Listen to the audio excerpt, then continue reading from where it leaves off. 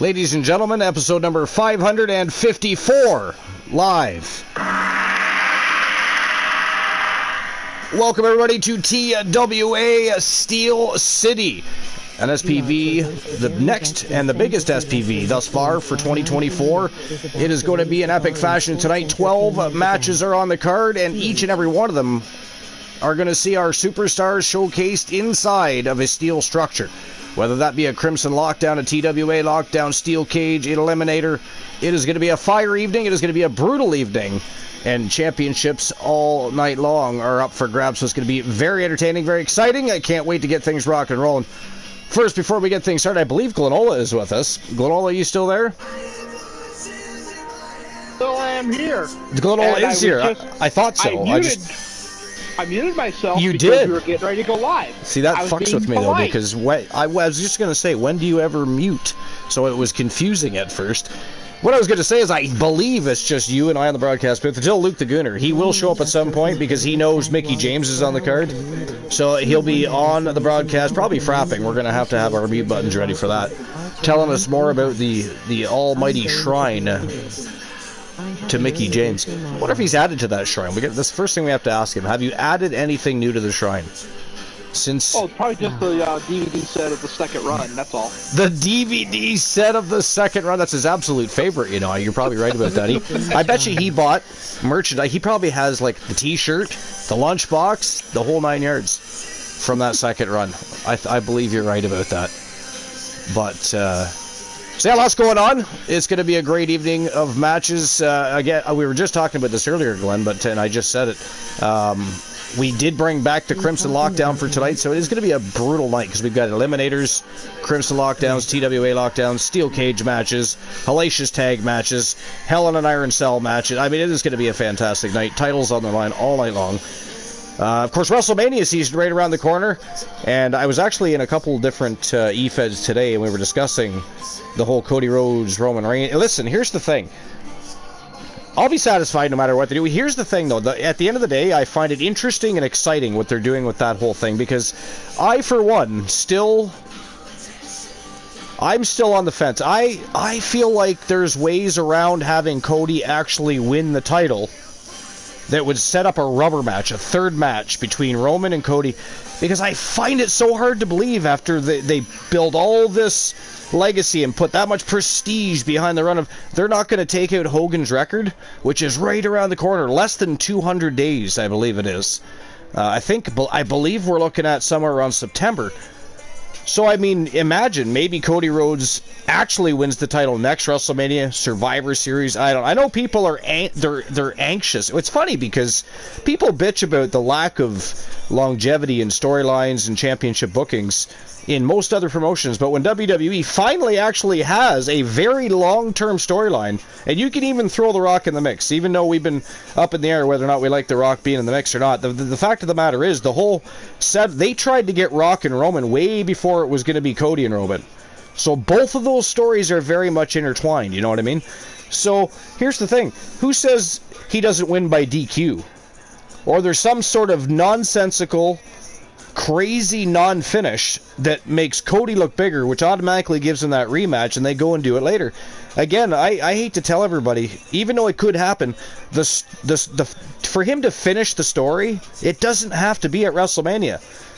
The story isn't about Dusty Rhodes at WrestleMania. It's about winning the championship that nobody else in his family ever got a chance to hold. At least for any meaningful length, because Dusty held it, but then they took it from him, right? So he didn't get to be known as champion. So he'll become the very first person. But that, I'm sorry, but that doesn't have to be done. As much as everybody wants it to be, hell, I'd like to see it. Right? That's why I say WrestleMania 41. Cody wins it at WrestleMania 41. That's what I say. Because I think it's absolutely ridiculous to get this far and not take out Hogan. No, I actually do agree with you on that, Archer. As much as I would love to see Hogan continue his, I think even Hogan would, like, he has been, he himself, lately in the media, has put Roman Reigns way over. Luke the Gooner, welcome in. We were actually literally just talking about you, man, because we figured you had more to tell us about the shrine, but welcome in. The Gooner in the house. Of course, Mickey James is on the card tonight. The Gooner is on the card tonight, so we knew you'd be here at some point. But Marvel, what are you doing Glenola did have a question regarding the shrine. What is that? Now that you're here, well, he's Archer was suggesting you may have added to the shrine. So we were just wondering, did you grab the DVD set of Mickey James's second run? Oh no. Come on, Luke. That's your favorite. The second run. There's some little bits of that I actually don't mind, and the rest is just like. Oh, wow, did you just say something positive about Mickey James' second run? No. The very run first. That scares me. First elimination, but I'd have to literally fucking it. That scares me. Luke had something positive in his mind, Glenola, about the second run of Mickey James. What am I actually talking about? It's fucking awful. It's not your favorite? We figured you had T-shirts, pajamas, lunchboxes from that second run. She lost the fucking Danish. Lost the fucking Christ. No offense. She actually really did. No offense to Dana Brooke, right? No, listen here. Here's the thing. I actually don't disagree with you on that one. The fact that Dana Brooke beat Mickey James was a little bit, I don't know. I wouldn't have had Mickey job to her. I would not. Look at lost to the lady fucking Vegas, though. For fuck's sake, either. Could have had Mickey James out of pay-per-view. That's Selena Vegas fucking beat her. Like, what the fuck is happening? Mick Marvel's in the house. See, when she came back after that ACL injury, right? She came back. We see you, Mick Marvel. No. You gotta come back. You had no fucking ending. The camera was offered for her match, and she got fucking counted out by the Italian. I was fucking done. I was so fucking done. I was so angry that night. I was so angry. About what again? Literally. Mickey James, the first match back after tearing an ACL injury, he had no entrance. The camera was offered for her match, and she got counted out, and she got basically buried in that. So, and I was fucking good. Indeed. And I was fucking done, and that was it. That was me done. I was absolutely fucking done. I was so pissed off, and I think massive ran about that. So no lunch boxes from the second run then. We can eliminate that from your shrine. That's definitely not there. Yeah, that's the second one. And no T-shirts. I'll pretend that didn't happen. Mickey James and Oscar back was really good. Mickey James and Oscar? But the thing is, you can't count that because she didn't get signed full time before that. So she got signed after full time after that. So technically, I'm not going to count that in the first one. Right. The second one. By the way, Infinite Oni, I see you in there. I don't mind Mickey James like putting people over, she looks good and that, you know what I mean? But she's like a fucking jobber. I'm fucking done with it. Here's a question for you: Who would your ultimate opponent for Mickey James be? Who would it be? Yeah, who would you like to see her face? That would be. And we would have to do that soon because, I mean, you know, time is not on Mickey James' side. Mickey James and Trish one more time. It's Mickey and Trish one more time? They're both like, I know they're both like 40s, in the 40s, and the 50s, but that's probably a damn quick match. What do you mean, pick one now, or...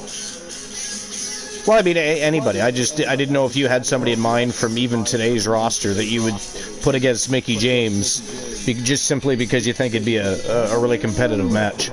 I mean, you know,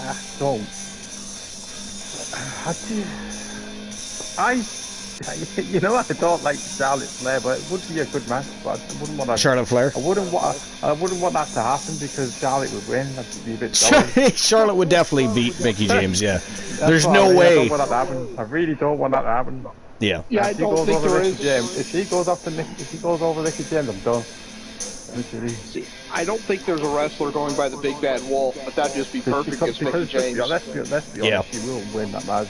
Charlotte? Yeah, absolutely. She would win that match. Yeah, they would definitely book her to win that match. I agree. She already beat Trish Stratus. That's what I mean. So I think she did. Yeah. I think thinking about it is making me sick. So let's start talking about that. But I mean, that's her ultimate rivalry. I think. I mean, I think. Although she had some great matches with Gail Kim and a few others that I can think of too, but the match to happen. Mickey James versus Sasha would be Mickey James versus Sasha. Well, they'd have to go to AEW for that because I'm pretty sure she's. This is what I mean. After about the second run, you could have booked her in proper feuds against the likes of Oscar. You could have. She had one against Becky for a little bit, but it wasn't quite as good. But it was alright. You know, we had some good feuds and matches on Variants of Strife. We see you. Hey, Strife.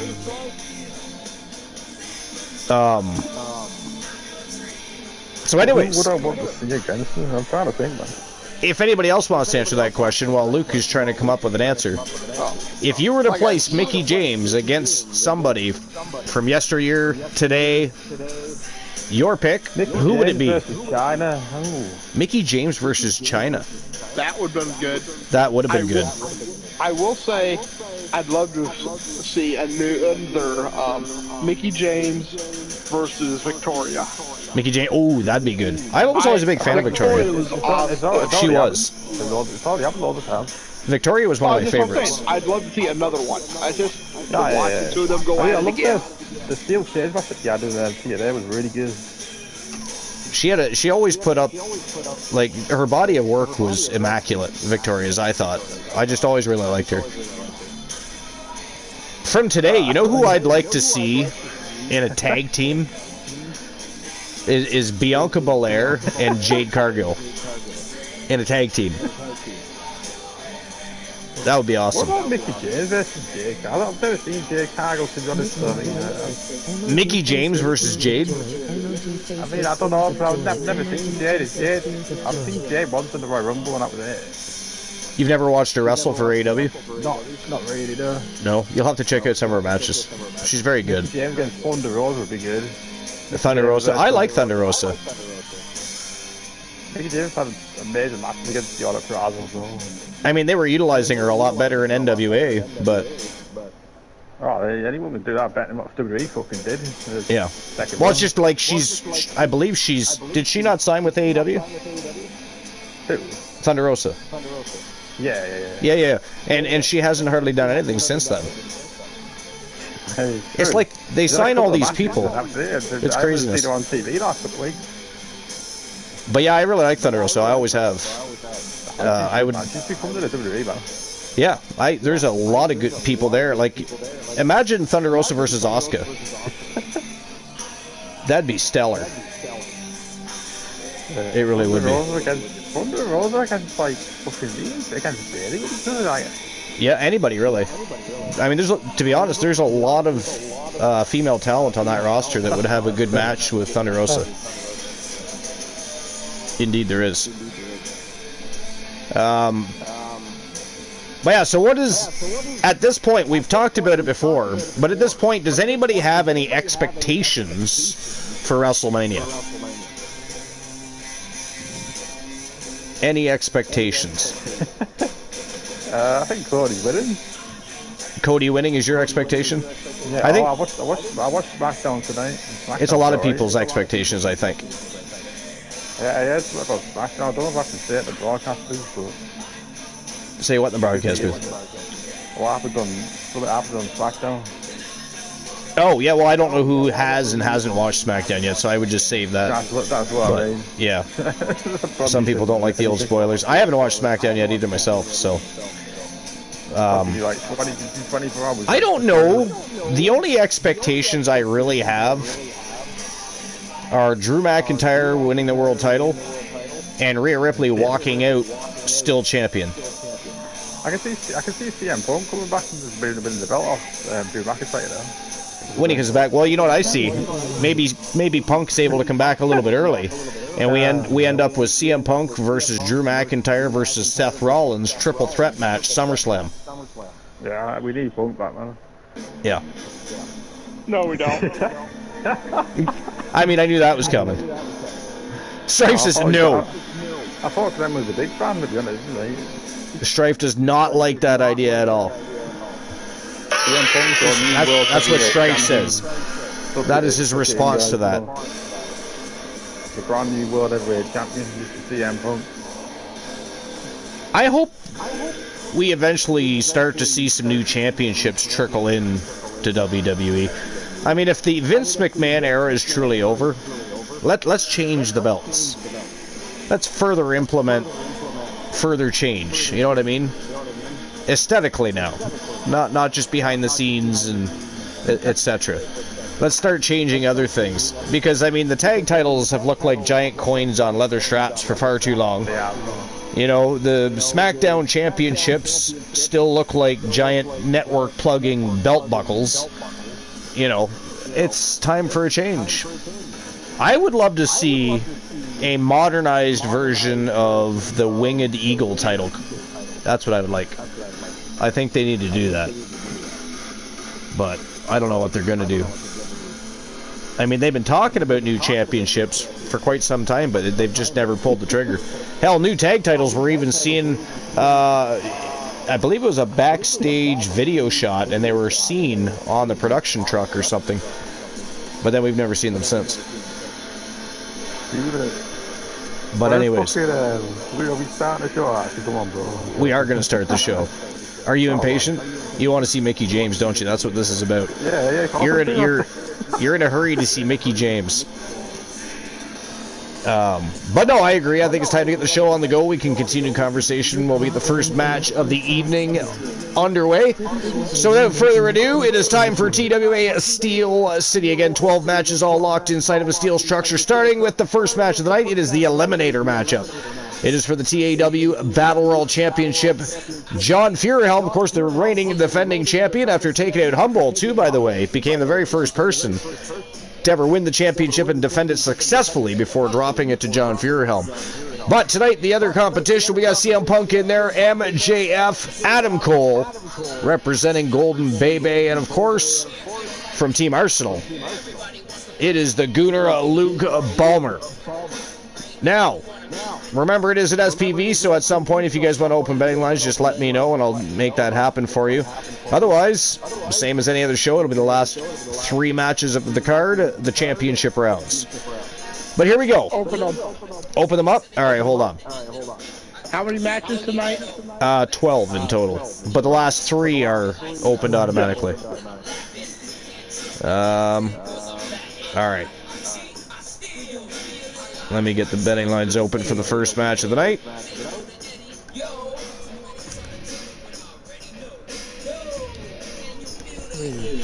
This was so much easier when we had the open them all. Yeah. I should bring that back for 2K24.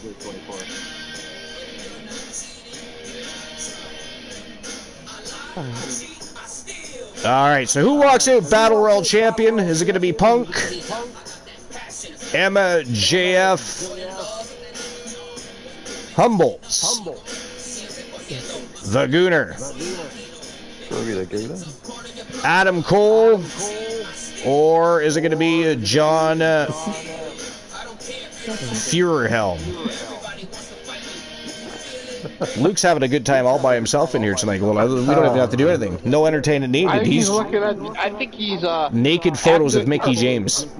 That's what's going on here, I think. Active while looking at the shrine. I won't say what exactly. Oh, okay. Gotcha. Yes. Your favorite wrestlers on the screen, girl. I mean, we did discuss that earlier. We knew that was a possibility. If we start to hear frapping, you know, we'll know. I will say, Humboldt is quite the competitor. All right, the betting lines are open for the first match of the night. Let's go. It is showtime and go time. Elimination Chamber, the Eliminator for the TAW Battle Royal Championship. Let's go. Are you betting on CM Punk then? Hell no.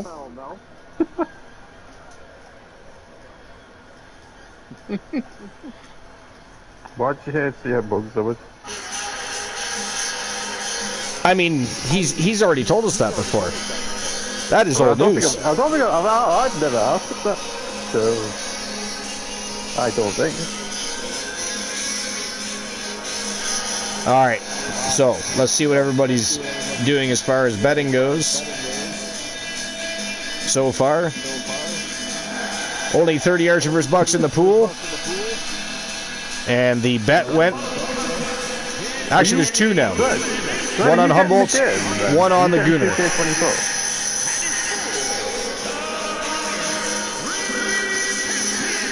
Were you asking Glenn if he was getting 2K24?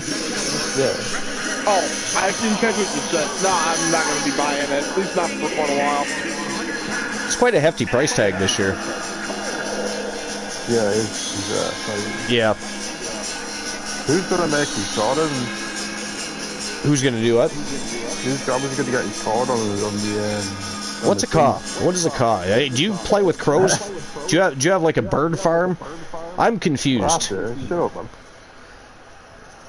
Luke can be very confusing at times, Glonally, you know. I don't understand. He's DLC. I mean, Alan Severn has been around since the Archerverse 1.0. Isn't it? Actually, I was going to mention that earlier. Isn't it weird, Glenn? We're going into the Archerverse 5.0. Isn't it crazy? Yeah. 554 tonight, so we're getting closer to 560. Only 40 away from 600. That is also kind of crazy. And you've been around since... Right around, I believe we've always discussed somewhere around the 50 mark. Yeah, it was just before the 50th. Yeah, right before the 50th episode. Well, it's 2 years, 11 months, 9 days, 14 hours. That is a long time. It is a long time. So sometimes it feels like it's been 40 plus years. 40 plus years. Rude. Yeah. What? No, it feels like I've known you my whole life, man. Yeah. No, I mean, I think a lot of us over the past 4 years have gotten to know each other well and consider each other extended family for the most part. Oh, yeah. Oh, you've got a lot of us have each other on Facebook and other such things, so we know who we are and what's going on behind the scenes, etc. But variants of strife. I say you've got a CM Punk that comes down in his normal like shirt and trousers and that strips down with his fucking ring gear once he gets to the ring. He does. He likes to strip. He likes to strip. He's got a stripper pole right in his own bedroom. CM Stripper Punk.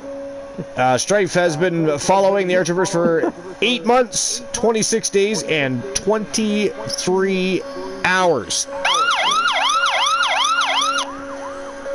That is a long time. Except for, that's not factual. You see, I've got because he was once a part of the Archerverse community under a different name. He's like that Roman Caesar that changed his name and fooled everybody. How dare he? McMarvel, I'm on a broadcast booth. McMarvel, you may have got lucky in that fucking tournament. I'm sorry, you want to do what on the broadcast booth? I've got a couple of words for McMarvel. Got a couple of words for McMarvel. He eliminated me in that fucking tournament. Mick Marvel is still gloating because Mick Marvelous is the reigning, defending TWA World Champion. Put that title on the line against the Dune and McMarvel. Well, he'll have to get by Steve Winters tonight first. Steve Winters has been very patiently awaiting Steel City to arrive because he is the reigning, defending junior world champion. I'm coming for your title, Mick. Did you hear that, Mick? The Gooner is coming for your title. Mick Marvel is a jobber to me, the Gooner says, Mick. Did you hear that? He is talking all kinds of mad trash right now. Make it extreme. I mean, so what would you say, how many times have the Gooner, between LCW and TWA, TAW, how many times would you say they have fought, both in past and present? Not counting, it's that many times. 278, unlucky. Nobody won the jackpot last time either, just the poker. We faced like millions of times against each other. We've never been 065. Who did that? Strife, that puts you in the running. You're the first person in quite a while to get close to a jackpot. That's awesome. Oh yeah, no, I was going to say I did, but that was poker. Yeah, that was poker, yeah. Most people have been winning poker, but for some reason not the jackpot lately. I need my Mickey James try. So what do you guys think? Do you think Humboldt's can prevail here and come out on top and bring that Battle Royal Championship back? Yeah. I thought it was awesome when he retained his title in the second Battle Royal. Because, again, nobody, since inception of that championship, nobody has been able to retain. And Humboldt did it very fashionably. It was a great match.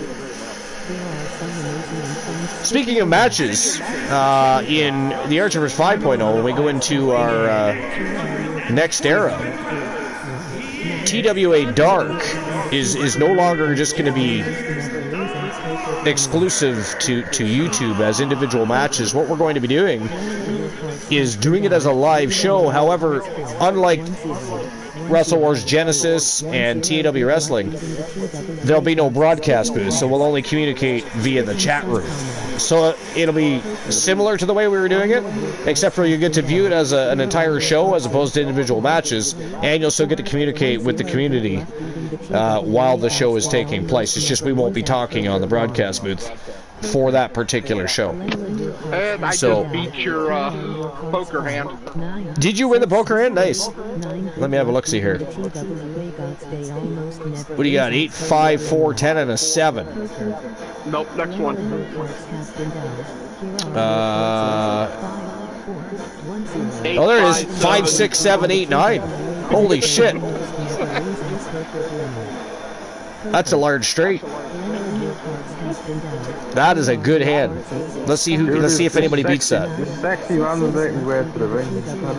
Who's the sexy man's making his way to the ring? The Gooner? Now, who is it that refers to him as the sexy man? Mickey James? Is it Mickey James that refers to him as that? No. She thinks the Gooner's sexy. Mickey James is a milf. She's a MILF? She actually does have... Does she just have one child? I can't remember. But I know she's a mother. One. Yeah. So I guess technically, if you wanted to refer to her as such, she would be a MILF. Oh, she is. She is. What's wrong with that? No, they're hot. I mean, if you came across her in real life, if you just came across, say, at a airport, bus station, I don't know, Starbucks, doesn't matter where. I mean, what would you do? Would you go up and try to get an autograph? Would you try to grab her boobs? What would you do there? I mean, well, if it depends on age too. Well, I guess if you're too old, she might not be around.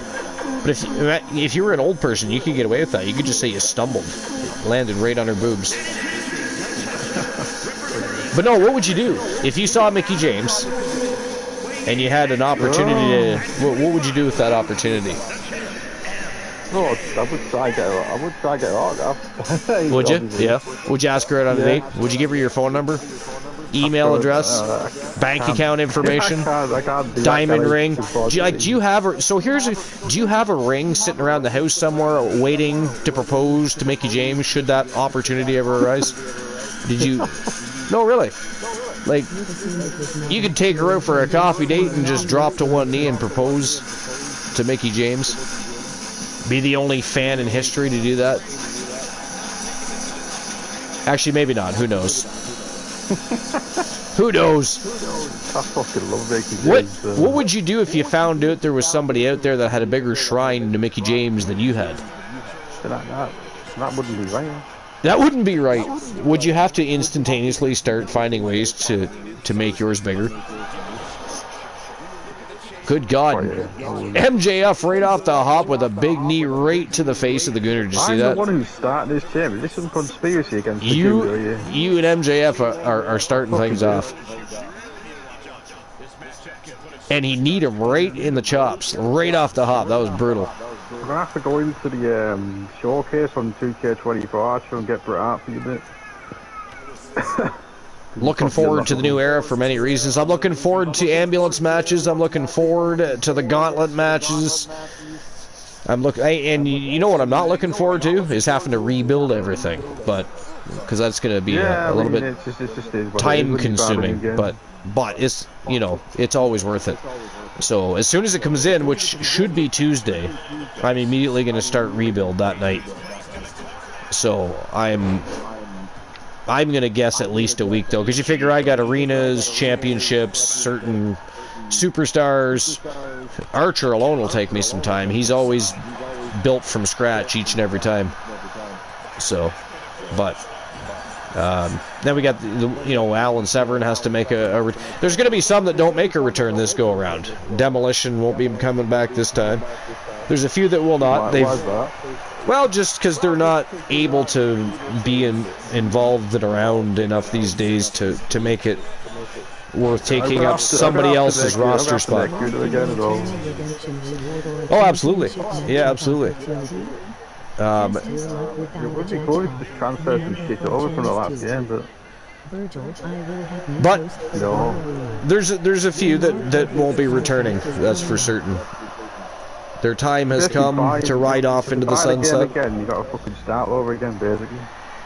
Now, Archer, I will be messaging you next week a couple of times, telling you to sleep. Yeah, exactly. We are not doing that again. I know, man. Remember that first show back after creating a bunch of content? I was so wired. I don't even remember most of that. You don't remember it. No, I don't. I was so tired. I don't even know how I made it through that show. It was insane. And it was a long show, too. Not even purposely done. Do you remember that one of the match types didn't work out right? Because was it a tournament? It was a tournament, right? It might have been. I don't know. I think it was. And we ended up... Oh, no, it was, because we had all of the draws. Oh, yes. Oh, yeah, my God. Like the 7 draws in the first 2 matches. Yeah, there was a lot of draws. Like, almost every match went to a draw. It's like, what? Oh, it was not cool. Not cool at all. I can't remember if that was the night that Wolfman had 3 draws for his first match. Yeah, actually, I think it was. Yep. 3 of them. And there was, won the tournament. You did. And wasn't there somebody else? I don't know if they made it through to the finals with you, but I believe there was another superstar that had 3 draws, too, during a match. Something like that. But, yeah, I ended up winning that. If I remember right, I won that tournament. Yeah. Severn powered through that one. That was a great tournament.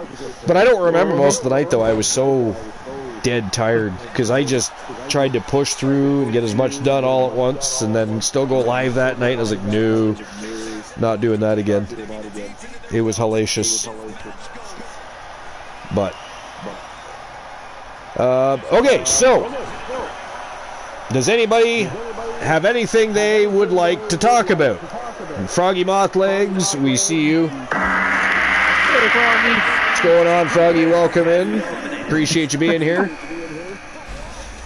We were just talking about Luke's favorite era for Mickey James being her second run. He owns all kinds of merchandise and action figures. Fuck that run, honestly. Like, fuck WWE. The only thing coming out of that run was the fucking games. How would have been the fucking games, literally. No. So, did you ever... You never did actually finalize and give me an answer. What would happen if you ran into Mickey James at a Starbucks, a Walmart, doesn't matter. I know, it's all much of a big fan I am. But she got... I'd probably... If I could, I'd probably go like some creatures actually reply to the own. Now, would you tell her about the shrine? Or would you be afraid that might scare her off, or maybe she call the police and call you a stalker or something? Nah, she wouldn't. That wouldn't bother. She likes it when fans like do that. They'll watch YouTube videos. And you could tell her how you bought a pair of her panties for $579.97 on eBay. It's crazy. The shrine. I would love to see pictures of the shrine. Because I think I bet you do have posters from that second run, just because she had some phenomenal outfits during that second run. She did have some good outfits. She did, I know. That's what I'm saying. She used to wear like fucking shorts with like fucking like oh man, oh yeah, leather jacket, like shorts with like these high boots and that. Oh man. And off to the races we go. I'll put it in an old bar chat. You probably see what I mean. You probably see it. Wow, did Humboldt just get eliminated? Hang on. I think he did. I think a few people got eliminated.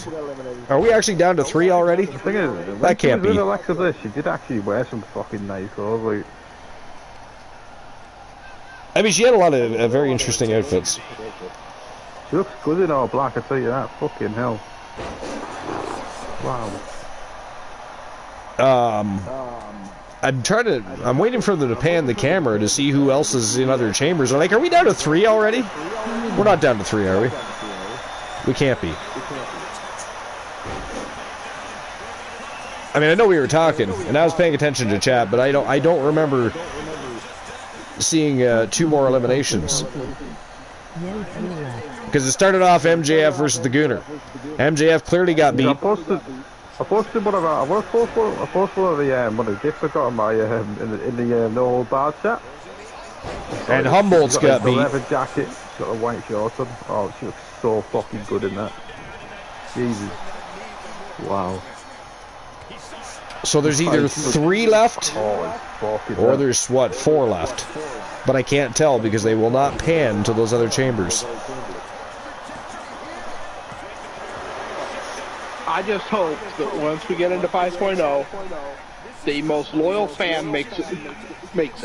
The most loyal fan? Yes. Trash can. Trash can. That would be cool.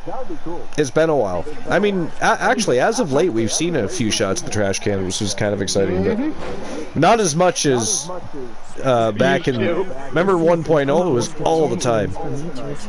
All the time. And 2.0. 1 and 2. Yeah, 1 and 2 kept showing them relentlessly. The camera would just, for whatever reason, pan to those garbage cans. It was hilarious. Strife says we have 3 left. I can't believe it. So the Gooner's already taken out 3 people. Well, 2 people, technically. He would be the 3rd. I'm the king of the chamber, lads.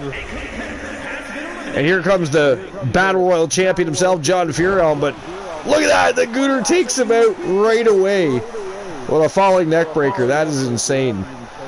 He beat Adam Cole. He beat MJF. He beat Humboldt. What in the fuck is going on tonight? Look at this. The Gooner clash. Furyhelm in trouble. This is insane. Mick Marvel, are you watching this? The Gooner is putting on a display here. Joe Link, we see you. What's going on, Joe Link? Welcome in. You twerking? Are you twerking tonight, Joe Link? That is a good question. That is a good question. Gooner going upstairs. Oh! Good Lord. Furyhelm just had the wind taken right out of his lungs for sure. 2 count only, though. Got that shoulder up. My guy's on a fucking roll here. He is on a roll. I can't believe he has beaten everybody so far. This is insane. He is... Like, what is happening even right now? And he is not stopping. He's not slowing down. He is just relentlessly all over the champion. Oh, champion's making a reversal comeback here. What the fuck is going on here? I don't know. All I know is the Gooner's kicking everybody's ass tonight. He might have taken a shot at the monkey juice backstage. I don't know. He's excited all the talk about Mickey James. He left his earpiece in. He can still hear us talking. That is insane. Furyhelm probably assumed he had a walk in the park tonight. He was gonna oh my god, that is it! That is all! Ladies and gentlemen, the winner of the first Eliminator match of the night, and your new TAW Battle Royal Champion from Team Luke the Gooner 94, it is the Gooner, Luke Ballmer, your new Battle Royal Champion. And I don't know what in the actual fuck did happen. Everyone. He wasted no time. Never fucking wins these matches in LCW, I swear to God. He wasted no fucking time there at all. Just went in there. Oh, fuck you, you bitch. Started out number 1 and went through all 5 superstars with little to no hassle. That is fucked up. Fucked up. I don't even know what to say other than that. That is not funny, Froggy. We know you're here. We already said hi. You don't need acknowledgement that bad, and we've talked about this many times in the past. We do not want to listen to your flatulence. It's bad enough we have to listen to Luke snore and burp. We do not need your rectum talking. You are not Ace Ventura. Stop it right now. You better be watching that bit, because if you want to go one-on-one with me, that's your... I'm going to fucking destroy you. I wonder if Mick Marvel was watching that. We know he's lurking. I don't know if he was there to watch it, but wow. What a run for the Gooner Luke Bomber. Exiled Jack is in the house. Mr. Exile Jack, Sir Jack the Greatest, whatever you want to call him. He's in the house. And the reason we are going into our next phase, our next era, we are about to slide into the Archiverse 5.0. We are in our 4th year of TWA. And we are not even close. What were you going to say? While you're interrupting my rant, how dare you? I'm going to be rewatching that a couple of times, I can tell you that. You're going to rewatch your own match couple? Well, that's because I mean, I would too. The Gooner was on a tear there. That was insanity. Destroyed them all. Started out with MJF 1 and 2. What the fucking hell just happened? I don't know. Aside from the Gooner winning, no idea what happened there. That's the greatest chamber match in the history. I mean, trust me, I'm sure there's people in the chat room right now shaking their heads, face palming, thinking, what in the blue hell just went down on the screen right there? Because I'm still trying to figure it out. But alright, here we go. Next match of the evening. And it is going to be for the Legends Championship. Poindexter from the Wolfpack. Team Froggy Mothlegs. Superstar putting his title on the line tonight against Yokozuna the One. Elijah Archer, Zeus is in there. Ricky, the Dragon Steamboat, and the Junior Legends Champion, Roddy Piper. We know that Archer has history with both Piper and Steamboat. And when you add in Yokozuna and Zeus, not to mention the notorious Poindexter, who has pulled off more upsets in TWA history than I think anybody else ever. I think that's factual. Would you say, Glenola? Would you? I would say yes. Because his first, starting off, every match was an upset, basically. Yeah, pretty much. That's what I'm saying. Like, he's had more upset victories. All the talking about Mickey James must have got the game with the fucking spice up to that one. Fucking hell. It got you all spiced up? 807 Archiverse bucks being distributed. And I'll get the betting line ready for the next matchup. Glenola has already opened the betting lines, so I'll get the next one open. So who's going to walk out Legends Champion? That is the question this go around. Is it going to be Roddy Piper?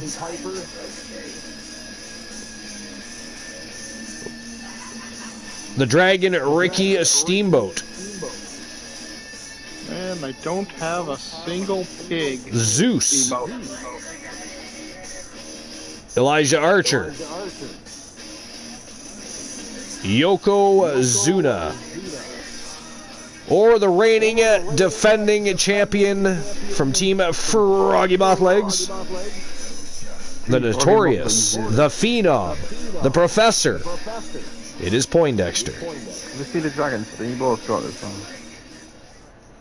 It's going to be interesting to see what happens to Archer in this match, because he has a lot of troubles with both Roddy Piper and Ricky. If you guys all remember when he was Legends Champion, and he beat 28 different Legends and defended the Legends Championship 27 times, it was Ricky the Dragon Steamboat that dethroned Archer.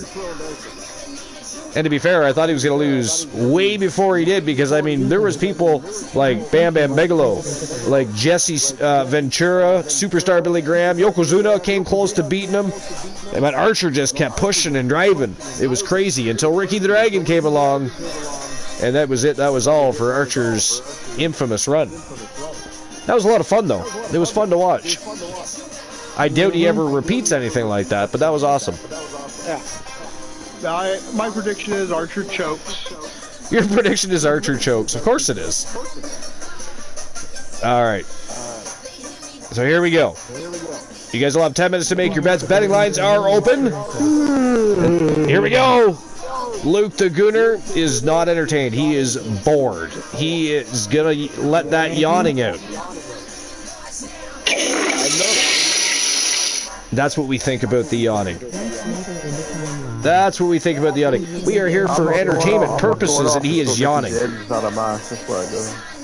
All right, so let's get the next match of the night underway. It is a 6-man Hell in a Cell matchup. Legends Championship on the line. It is just about showtime and go time. But what do you guys think? Is it going to be Elijah Archer, Zeus, the Junior Legends Champion Roddy Piper, the Dragon, the very man that won the Legends Championship by defeating Archer on his legendary run? Will Poindexter retain? Or will Yokozuna Banzai drop 5 individuals tonight and go home champion? That's your options. That's what you have to ask yourself. You gotta open up your big fat wallets, make a bet, take a stand, pick a side, don't be a pussy. Those are your options, though. Be a bitch. Right? Don't be a pussy, be a bitch. Don't be a pussy. I mean, don't be either, really, when you think about it. But, alright. Hello, life is great. Life is great is in the house. Welcome in, Life. Alright, let's go. It is showtime and go time for matchup number 2. This one is inside of a Hell in a Cell. Fucking hell, the police are coming. By the way, you know what's funny? When I was first discussing, because I discussed it with, I believe it was in the throne room, about doing TWA Dark as a live show, but with no broadcast booth like Genesis and TAW Wrestling has. And Strife is like, but can we have the soundboard? It'd be weird to come in and not have sirens and gongs. And I laughed my ass off when I read that. Because TWA Dark is not a live show like TAW and TWA. But rather than just having individual matches on YouTube all the time, we're going to have this will be a 3rd show for Twitch, so we're now going to have 3 shows. That's funny, eh? Moving all the way down to 1 at one point, back to 2, now we're all the way back to 3. But the difference is the shows are bi-weekly, and TWA Dark is a very simplified show to do because you don't have to worry about coming up with lists and reading dirt sheets and losing my voice by the end of the show, which most certainly happens. But I've got my LCW Maniac tomorrow as well. So we will only be communicating via chat room during TWA Dark. But you will now be able to view the show in its entirety as opposed to the individual matches. So it's going to be a lot of fun. We got a great new logo for Wrestle Wars Genesis. Joe Link just delivered that to me not long ago, so we're going to have a few changes there. We just created the brand new TAW Wrestling logo. It's a very beautiful logo, so we've got that logo. You know, I don't think it's going to take as much time to rebuild this time for 5.0 as it did previously, because I'm the greatest addition we've ever had to the broadcast booth. You're the greatest addition to the broadcast booth we've ever seen. Damn right. I mean, I don't think anybody's complaining. You know what was fun was you and Soul Embers going back and forth about Mickey James. Yes, we did. It was a lot more. You enjoy when I vent my frustrations on the broadcast booth, don't you? It's funny as hell. It's more entertaining on the broadcast booth, though, than it is to read in the chat room, though. You think? Oh, yeah. Way funnier. When you have things to rant about, you should literally save them for the broadcast booth. You guys sounded like Christian Cool and Glenola back in the day, that night. It was, oh my god. Christian and Glenn have had so many classical and great conversations and conflicts. Especially in 1.0. When Glenn and Christian were still getting to know each other, and Glenn was feeling him out. Glenn's always easy going, so he would slide these sarcastic remarks in, but it would get under the skin of Cool, and he would fire back with something. Oh my, we had such good times. It was, what, an hour and a half? Oh yeah, you guys been on. I didn't even have to say anything. I literally just announced the matches, and I got to sit back and kick it with you guys and watch them because Glenn and Christian took over the broadcast booth. Literally. Did they not like each other? Well, they did. I wouldn't say they ever disliked each other, but they were feeling each other out. That night when it just all clicked and we really started going at each other. Yeah. Cool messaged me to make sure I didn't think he was serious. You know, you want to make sure I wasn't offended by it later. Here comes Le Champion. He got worried. He stepped over the line. I'm like, that was fine. The Professor Phenom Poindexter. The Notorious. That's what he should be called. I believe either the Phenom, no pun intended to the great Undertaker. I think it should be the Phenom or the Notorious Poindexter. I really do. You went the whole chat laughing. Oh, hell yes we were. Oh, hell yes we were. Because you were... Because Soul was tired, too, so it was very easy for you to get under his skin that night. It was great. It was great. By the way, seeing how we're live, there is one... Did you tell him to do that? I don't encourage that kind of behavior at any given time. But if you're going to be willing to entertain me for the evening, I'm certainly just going to sit back and appreciate that. One other order of business, seeing how we are live, and we are talking about going into the Archverse 5.0. We are in our 4th year of our EFED rockin' and rollin', raising the bar like never before. We continue to be the very best in fantasy wrestling excellence, bar none period, for the 3rd year in a row. We have had one of our outstanding community members, our TWA family members, if you will, gift us with the newest WWE 2K game so that we can continue to raise that bar, continue our stories, continue to revamp, reinvigorate, recreate, and whatever else we want to regenerate as we continue again to raise the bar for EFED wrestling, for fantasy wrestling as a whole. I have to buy my game. I did. It was Sir Jack the Greatest. So, 22 was Complete Geek TV. 23 was Soul Embers. He really wanted to gift us 2 years straight this year, but he's had to move. He's had some things going on in life. He's got some bills piling up, so he just came to a point where he sadly couldn't do it. No worries at all. Like I said to him, we're just, it's a gracious thing that he did it the first time, and it's appreciated that he actually wanted to do it for a 2nd year straight. But the fact that he couldn't is no big deal, not a problem at all. But that said, Jack was like, "Well, fuck that shit, I'll do it then," and he did. So today he sent me. Is Jack still getting the game for himself? I have no idea. I believe he's probably leaving it into my hands to make sure I continue to entertain his ass.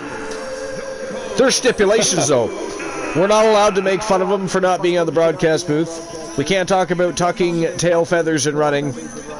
We can, however, still talk about him working at the all-women's store. He never said anything about that. We can still discuss that. Why does he work at all women's store? I don't really know. Yeah, I believe it is like a convenience store / liquor store or liquor store that sells other things. I'm not sure which exactly. But anytime I'm on the broadcast booth with Jack, usually prior to going live, it's always women in the store. And the one night a guy showed up, he thought maybe he was about to be robbed. That's how seldom he gets men in his store. Well, he was going to get robbed. He got robbed. Well, no. There was a truck that pulled up with a couple gentlemen. They wanted gas, came in, probably wanted some booze. It's just a joke because, again, it's all women all the time. I think he picked that job on purpose. I can just picture him handing out his number to everybody as they go through. But, yeah. So every time, though. So I always joke and say he's working for an all-women's store. But yeah, so we want to pay tribute and say thank you to Sir Jack the Greatest, or Exile Jack, depending on what he comes in as. But it's very humbling to have him do that for our community. You know what I mean? It's just very. Jack's a good guy. Yeah. I love having the Blaze Brothers on my team. But that is 3 years in a row that somebody has believed in our channel, believed in our product, and wanted to continue to watch us raise that bar so that we can continue to call ourselves the late night place to be in the most must-see show on Twitch TV and be continuously the very best in fantasy wrestling excellence, bar none, period. And that's exactly what we're going to do. We will not let Jack down. We will not let Complete Geek TV down. We will not let Soul Embers down. We will continue to soar. Is the game digital? No, I got the physical. I don't like all digital media content at all. I like to have physical. Listen, here's the thing. Someday, there's also going to come a time where maybe playing a game online isn't necessarily as easy, and there could be many reasons for that. I'm not going to get into that. But, however, and we might not even be able to stream. There might become a day where we can't stream. However, I'll still be able to play the damn game, so if I have a physical copy, I can still do that. But no, there's other reasons, though. Like, I all the time hear friends of mine talk about they wish they had physical copies because digital copies sometimes get screwed up. Or there's problems with them, you know, and I don't know. I'm just, physical copies of anything are a good thing to have, in my opinion. Digital, you don't really go with. I buy my mobile games digital now, basically, just because it's easier, but I mean, I don't mind buying every game on a disc if I'm out, you know what I mean? I don't think it's any easier, other than the fact you can buy it quicker. There's no difference between downloading it and waiting for it to start up than putting in a disc and waiting for it to start up. You don't have to change disc every second. Like when I get the PS5, I am buying the one that allows me to insert a disc. I don't want the all digital platform. Yeah, I haven't got the all digital one. Yeah. So, but yeah, but I just wanted to bring that up because we did talk about it earlier. Jack wasn't here, I don't think, when we first started talking about it. But I do want everybody to know, however, that it is Sir Jack the Greatest that got behind us and said, you know, we believe in this and we're going to keep this thing going. It is showtime and go time. We're not ready to quit. The electricity must flow and continue to do so.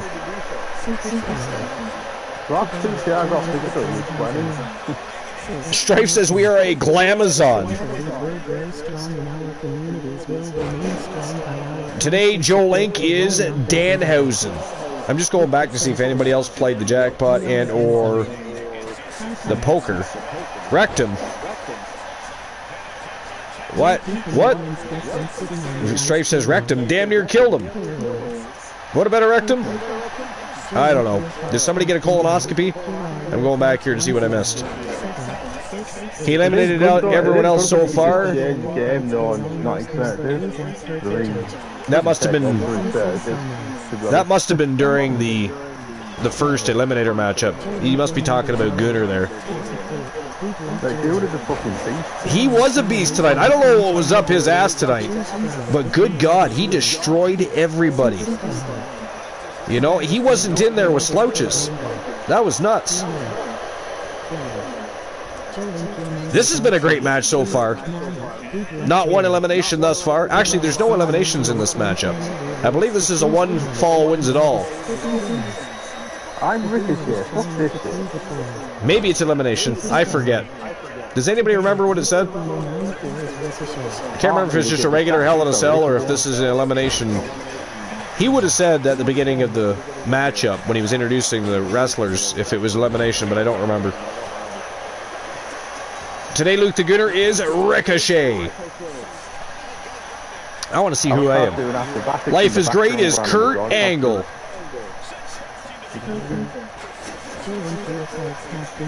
it possible for one to go up as Nicky James or not? Yes it is, yeah.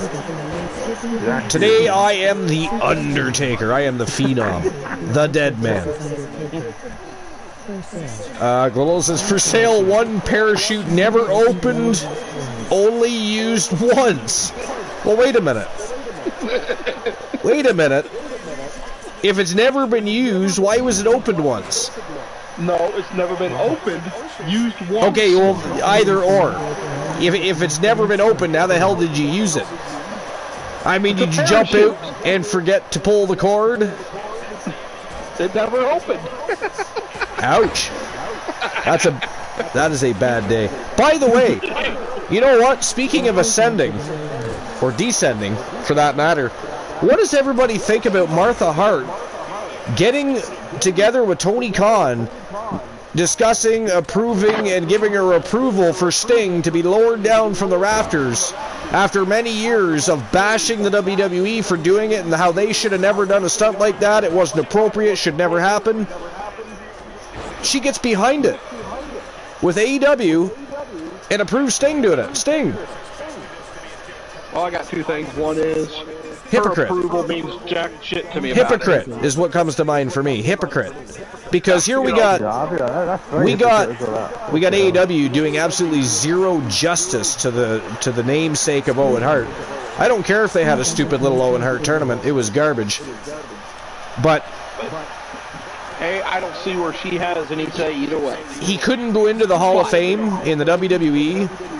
Because of the whole incident that happened. Don't get me wrong, that was a tragic incident. I watched that PLE, that pay-per-view. It was heartbreaking. Yeah, the old heart over the edge. It was heartbreaking. I watched the video of that. It was a couple of days ago. But I gotta be honest, when I read that article about her approving and working with them to discuss it and how it would be done, all of that, I thought, oh my God, what? So he can't go into the Hall of Fame where he belongs, where his family built a legacy because of that incident, but it's okay that somebody else older than he would have been at the time he did it to do pretty much the exact same type of stunt in a different promotion. Like that's. I can't believe that's over 20 years ago. I know, that's crazy, right? Yeah, two things I have is one, to me, as far as I'm concerned, her approval means jack shit. Froggy, that is Ricky the Dragon Steamboat in the white tights, yeah. Not the trunks, but the tights. I don't see anybody wearing trunks. Well, except for Piper, to be fair. But the other thing I have to say is... Wait a minute, what is Yoko's... No, move Archer! Oh, that is not good for Archer. I'm pretty sure his lungs just went right through the fucking mat on that one. That was ghastly. Oh, he's not even moving. He's not even... We need an oxygen tank in there or something. That was crazy. Wow, that's because I do that all the time. It is my show, the host of the most. How dare you, sir? That's what I do. I interrupt people. Ask Oni. But as I was saying, her approval or not means jack shit to me. I don't give a shit. Yeah. But it is good for Sting to do that because that was his intro. Oh, I agree. For a big portion of his career in WCW. But you see, they reached out to Martha Hart because they out of respect. But for her to give a stamp of approval after all of the lawsuits, all of the negative publicity regarding stunts like that in professional wrestling and how they don't belong, bam! Mm-hmm. I'm like, what? Really? Oh yeah, no, I agree with it. Like I said, but for her, I don't give a shit what she has to say either way. Yeah. Strife got a pair of 7s with an 8. By the way, Glenola has already won the poker hand, so you guys are actually trying to beat Glenola now, not the TWA gods. He already pounded the TWA. Much like the Gooner destroyed everybody in that Eliminator match, Glenola destroyed the TWA gods almost immediately. And Strife, for the first time in many shows, is close to the channel redemption reward, I believe. Is it not, Strife? It's just crazy, isn't it? Like, it was meant... I just remember that pay-per-view, the Godfather versus Owen Hart. The video was played. Yeah. He was hitting this and Zinky Dilk, and then all of a sudden he goes next to the camera. And I'm like, what the fuck's going on? It's like, they're talking about the camera, the commentators. I'm like, oh, fuck, he's telling me, Owen Hart fell. Oh my God, big choke slam by Zeus, the dragon. Man, Roddy Piper is kind of all over. Has anybody noticed that Piper's been really hard to beat lately? He's on a tear, and he has put a lot of people to sleep with that sleeper hold. Archer included. Archer got him back, though. And then Piper tried to attack Archer backstage. Archer won that altercation. They are locked 3 apiece. 3 apiece, so it'll be interesting to see what happens in this matchup. See if Poindexter's able to retain. Does Piper or Archer get a hold of that title? If they do, what happens with their rivalry? Or maybe Steamboat. That would piss Archer off because Steamboat is the one that beat him for that title, and he never got a rematch because Steamboat lost the title before Archer could rematch him. I believe. The show should have stopped, or should have just kept going on. Well, it's a hard and tough question because when you own a business like that and you've got sponsors and everything and they're looking to make money, the company's looking to make money, even though most people, it's easy for them to say, well, we should stop the show. Or do you keep people distracted so they're not thinking about it until everybody knows all the cards have been played? There was no fucking mobile phones with the camera back then, was there? So it's like... Well, they could have stopped the show. They really could have if they wanted to. But oh, they could have stopped it. Yeah, do you stop the show, or do you continue the show, distract people, and find a way to honor the memory of Owen Hart throughout the rest of that show? But you told people that Owen had died. Tough question. You must told people Owen died from his gun. It's a tough question. It really is. You can see it after that with the match. That's a question. You know what? That's a question for the chat. What do you guys think? Do you think that if it was you, would you have stopped the show? Or, like I said, do you continue, distract, and try to find a way to pay tribute to him during the remainder of that show? It's a tough question. It really is. All the matches after that are just fucking so sloppy, and it's understandable, mate. Glola says, knock, who's there? Tank. Tank who? You're welcome. The thing is, right, you're kind of damned if you stop it, you're kind of damned if you don't stop it. Yeah, that is a true. Thing choice to make. Now, personally, even though it did kill the energy of the show, when King had his heart attack, and they didn't know, they literally did not know if he was going to make it to the hospital. By the way, Glola, before you go further, excellent knock joke. Thank you. Yeah, got to give you props there. Yeah. You know, they kept the show going. They did. And that was the right choice, even though it killed the energy of the show. I think so too. A lot of people, though, were upset they didn't stop the show. I don't know what their situation.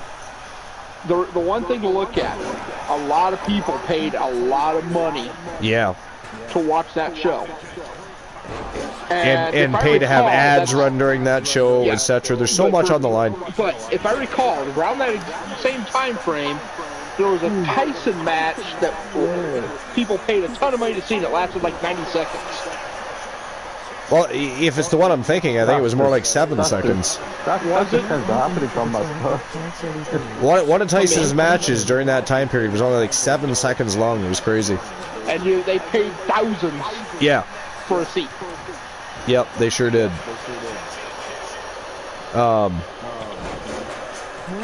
And that was a big upset too, because I think people really assumed that would be a much better and closer boxing match.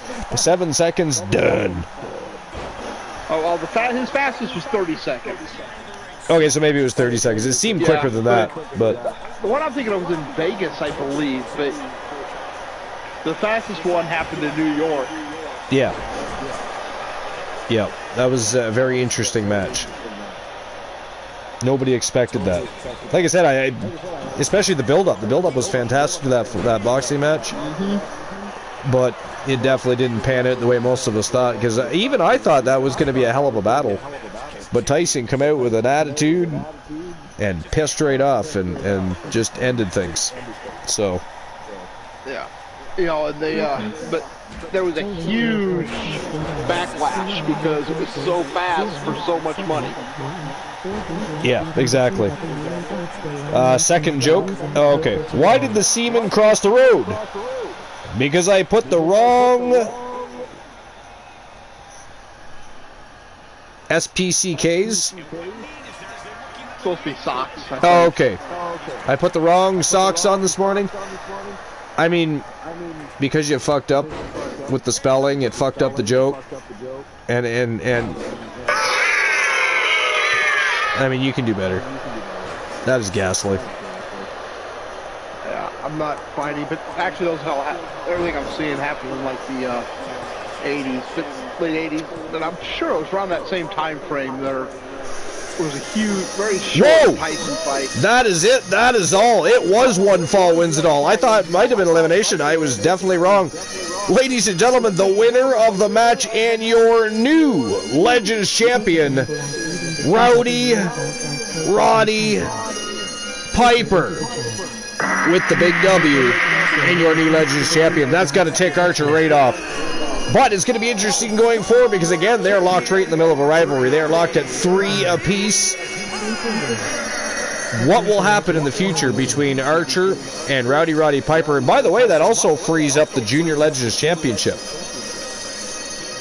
However, that rivalry will be waiting until we continue in the Archerverse 5.0. Because 2K24 should be here Tuesday. As soon as it arrives, the rebuild begins. But I tell you, that's one rivalry I look forward to continuation of, is Roddy Piper and Elijah Archer. But Roddy Piper, the junior champion, does it, cashes in successfully, goes home with the Legends Gold. Congratulations to Roddy Piper. All right, here we go. Next match of the night. Luke the Gooner. You got to be excited. Mickey James is going to be in action. This is for the Women's Legends Championship, which currently is vacant. We have the current rating defending Junior Legends Champion Julia Jackson from Team Honeybee Gamers, Beth Phoenix, Lita, Mickey James, China, the 9th wonder of the world, and of course, little Canadian Stratus faction. It is Trish Stratus, who of course has a big rivalry historically, of course, with with Mickey James. So it's going to be very interesting to see what happens when those two get back into the squared circle for the first time in many moons. But what a matchup! 6 villainous vixens, all vying to become the new reigning defending Women's Legends Champion. Again, it is vacant. January came back, whooped some ass, won the title, and then vacated it, is what happened there. So it is currently vacant. But what do you guys think? Who walks out the new Women's Legends Champion? And before you answer that question, let me issue the payout and open up the betting line. All right, let's see here. So the winner match was Piper. 7,287 Archerverse bucks being distributed. So who walks out? It's funny when you look at some of the Legends Champion models and they just look like absolute shit. Is it going to be Trish Stratus? China? Mickey James? Lita,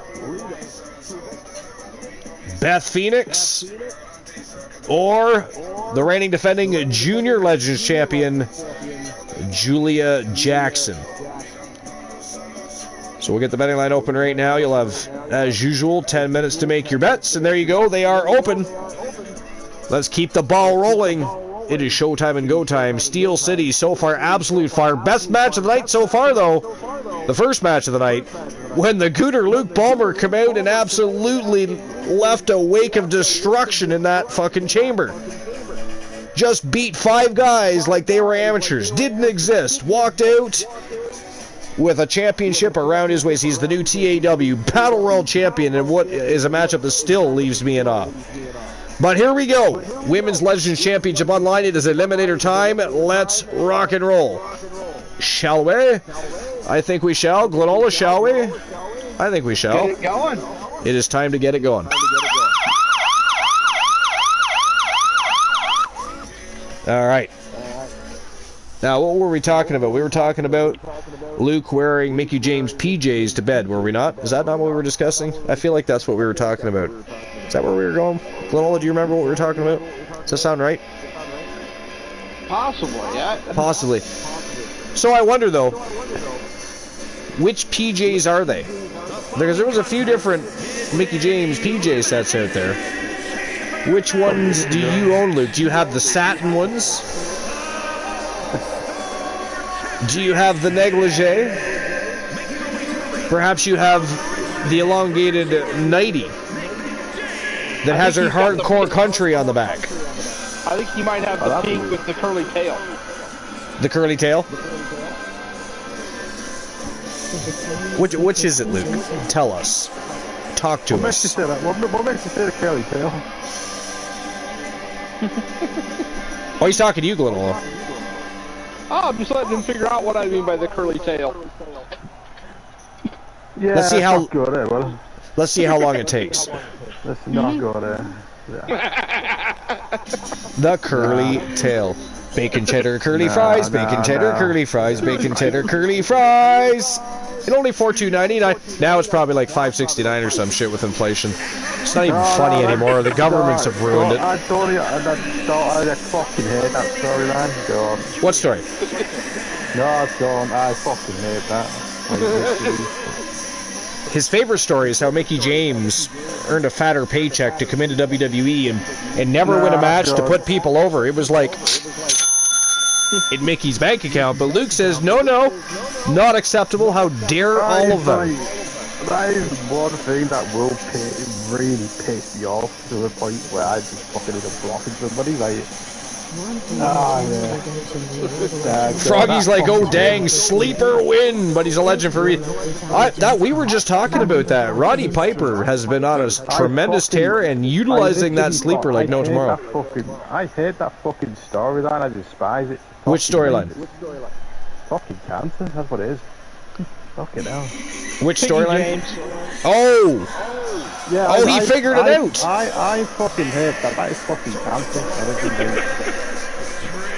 So officially, Luke not a fan of the Piggy James era. John, I don't want to fucking talk about it. To be honest, I don't think anybody really liked that. I'm not gonna lie. I don't think many people were too much of a fan of that. Talk about that. I don't. Say it. Plus, I mean, it's weird to call a hot chick, Piggy James. How can you think she is fat? Honestly, it's just stupid. But Vince McMahon, that the things that they found entertaining in the days. That's one thing towards the end of the first rerun. That fucking thing that they did to her. Then they fired her after that. By the way, that was fucking joke. Like, last night I was watching an interview with Maven, and he was mentioned him eliminating the Undertaker at the Rumble. Yeah, that was crazy. Do you know when he found out that was going to happen? Like that night sometime, wasn't it? Yeah, him and Undertaker were brought into a room with Shane O'Mac, and Shane O'Mac told him wasn't going to be, and Undertaker turned to the effect of, "You think I'm going to let this pipsqueak eliminate me," or something like that. He was already totally aware of it. He was just being, just give him a hard time. Yeah, I mean, not one of the more brilliant decisions by Shane, that's for sure. But actually, that achieved something. It gave Maven his shot. Well, I mean, that's true. It is true. That gave him a major storyline, which helped him get over a little bit. Because Taker should put anybody over if Taker wants to put him over. By the way, Glenola was telling me earlier, and Jack, I believe, actually, Maven is actually, he has a YouTube channel. Yeah. Now, here's a question for you. What is it like a podcast? What do they do on his channel? Well, most of what I was watching was things like they gave him pictures and, what do you think of these wrestlers? Thank you for the shout-outs, Joe Link. But yeah, let's see. He's got 304,000 subs. Wow. 63 videos, and he has things on there from one is my relationship with Vince McMahon. That was 11 hours ago. Right. Then there's questions like, how much does a WWE wrestler eat? I mean, some of them probably have to eat a lot. Yeah. Which WWE finishers are the most painful? And a couple of those would surprise you. We'll have to check it out. I can take jokes, but like, see about that storyline, I just don't fucking like it. So Sorry, which storyline? Like what? You know the one we were talking about before. Mickey's second run, or the Piggy James? Yeah. I don't like that. Also, any jokes about that, I will end up blocking you because it keeps going, man. Because it's fucking good. I was just giving you some shit, man. No. I just fucking really don't. I really don't like that. Like that's banned on my stream, by the way. That So you can't Piggy James is now Well, I banned knew that was- in LCW. He has his own list now. The list of the Gooner. It's always been banned. Yeah, no, that's in his rules. The Gooner list. But that's actually the link to Maven's channel. Perfect. So anybody that wants to check that out, I mean, I'm going to at some point. That's for sure. That's interesting. I didn't even know he had a YouTube channel. Yeah. What's annoying about that is when I'm watching a Mickey James video and I look at the comments and somebody just randomly says that really fucking annoying. Like, it's like, oh, it makes me cringe, man. So to be clear, the whole thing is cringy. To be clear, you think the whole thing is stupid and cringy? Fucking cringy, fucking stupid. I hate fucking body shaming. It should never fucking happened. It's just fucking buried in. I did it for fucking months as well. And so fucking just stupid. Then after she beat them at the Royal Rumble, she fucking dropped the belt back to fucking Michelle McCool. She did, yeah. So I want to fucking. I mean, I actually liked Michelle McCool. I don't put that fucking storyline. So. I don't necessarily like that storyline, but I do like Michelle McCool. I can't. And I liked the tag team Lay Cool. I thought that was I thought they did a good job as a tag team. Fuck Lay Cool. You don't like Lay Cool? Come on.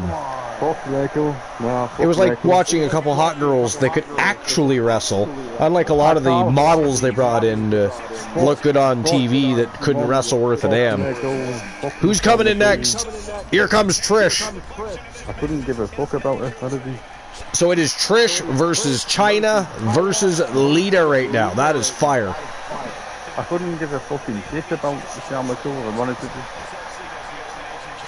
You secretly want to be just like Michelle McCool, don't you? I couldn't give a fucking flying fuck. You couldn't give a flying... Would you sell one? Nah, I wouldn't. You wouldn't sell one? Or sell a flying fuck? How does one get a flying fuck from Luke the Gunner? That's what I want to know at this point. You won't give a flying fuck, you won't sell one. How does one accomplish getting a flying fuck out of Luke the Gunner? We have to buy you something for the... Gotta yeah. We gotta buy something for the shrine if we want a flying fuck. By the way, how do you accomplish it? Are you like Superman? Are you Super Gunner? How do you fly? Do you have a cape? Or... that's intriguing for me. Sex in midair is kind of an interesting concept when you think about it. That would be fun. But, you know. Beautiful. Yes! Yes. It actually is the worst storyline of WWE of all time is that I can't even mention it. It's fucking like, it's so cringy. Is it that fucking one with Triple H and Kane? Oh, yeah. That was... Oh, my God. That is the worst storyline they ever came up with. Sorry, which one? One about Kane's ex-girlfriend. Oh, God, yes. The only thing worse than that was the whole sexual chocolate era. That storyline's a true I think sexual chocolate was better than that one. Do you really? Well, maybe at least up until the point where him and Mae Young did their thing. Yeah, like that was... Even for the time period, I remember watching that thinking, what the fuck is even happening right now? I don't know. There was a lot of things during the Attitude Era I did not like. I still, to me... And I don't speak for everybody, and I know it's not necessarily a popular opinion, I still firmly believe the Attitude Era was still a highly overrated era. There was better eras. But there was also a lot of huge stars that came out of the Attitude Era, and that's why it's so notorious. Which was the Attitude Era? No, it wasn't great. At all. Yeah, it was. No, it wasn't. Yeah, it was. Not for wrestling, it wasn't. I mean, I've been watching it since I was 4. And there were better eras. The Attitude Era had very seldom, very. Yeah, but you're talking about superstars. You're not talking about great wrestling. You didn't like Rock versus Austin. You're not talking about great wrestling. You're talking about great superstars and the emergence of new icons. And it's not the same thing. Not the same thing. There was so many talent that were pushed down, put into comedic roles, held off TV so they could push the same 10 to 12 people all the time. The Attitude Era had its moments, but it wasn't great. You can't sit for wrestling. That wasn't great. The wrestlers then. It wasn't great for wrestling. Why? It was great for entertainment. It was great for the few superstars that became superstars and emerged as icons from that era. But the Attitude Era, there was way. First of all, the Attitude Era wasn't. First of all, the Attitude Era wasn't even that long.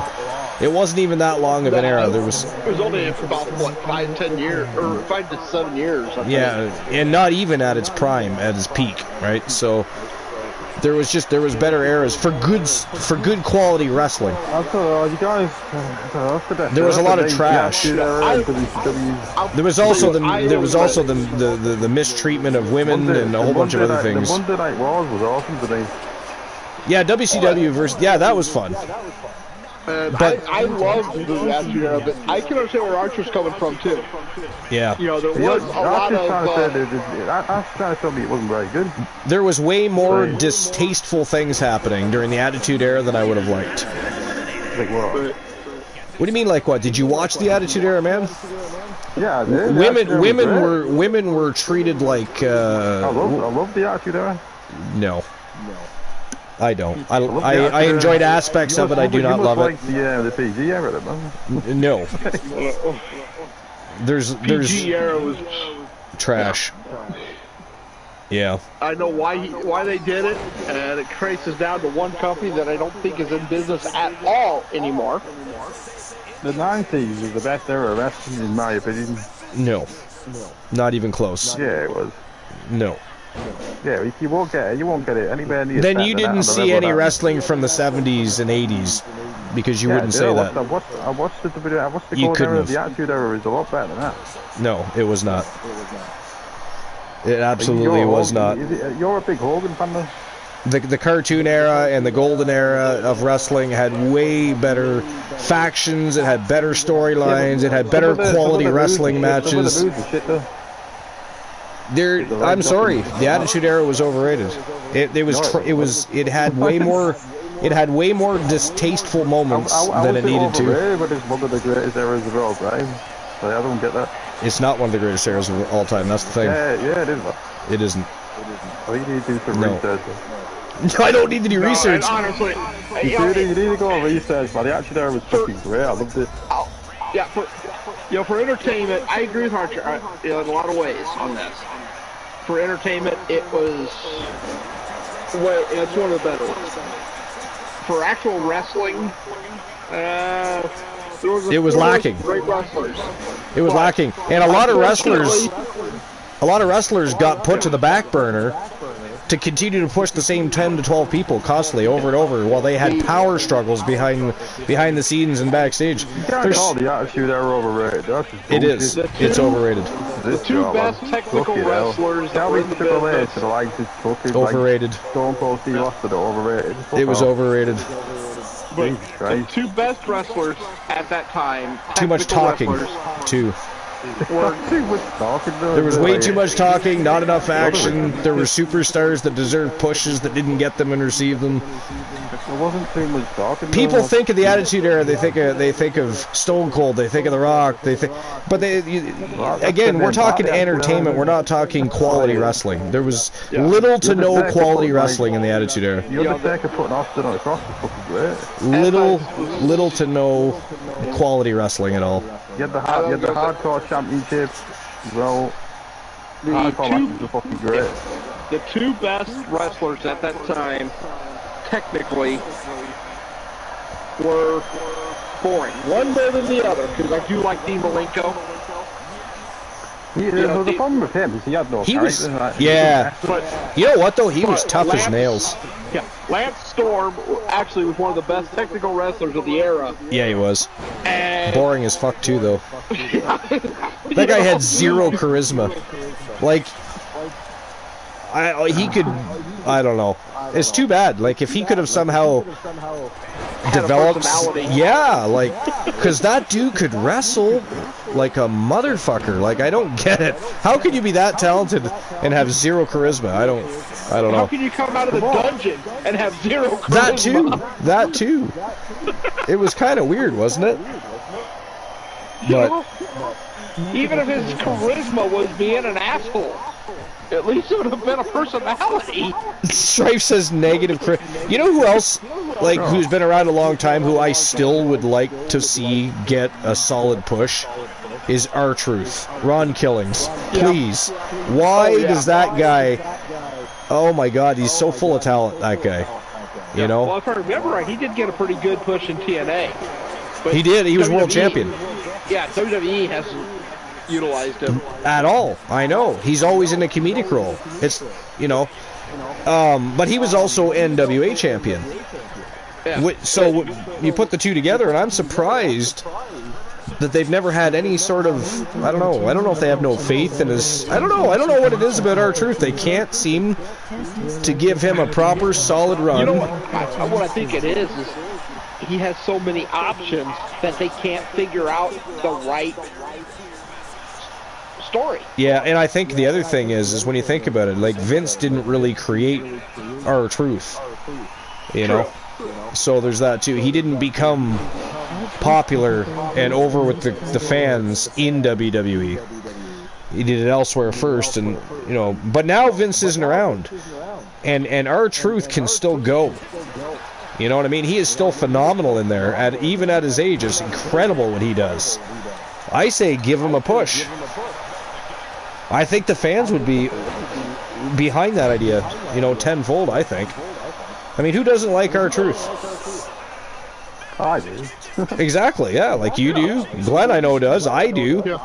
I think most people I know love R-Truth. Yeah, pretty wrestler, but I like him. You know what I mean? He's fun about it. Stripe says R-Truth technically holds the most titles. Yeah, you're right, especially because of the ghastly 24/7 championship that they used to have. I'm so glad they got rid of that. You know, I didn't even like when the hardcore title went 24/7 for the longest time.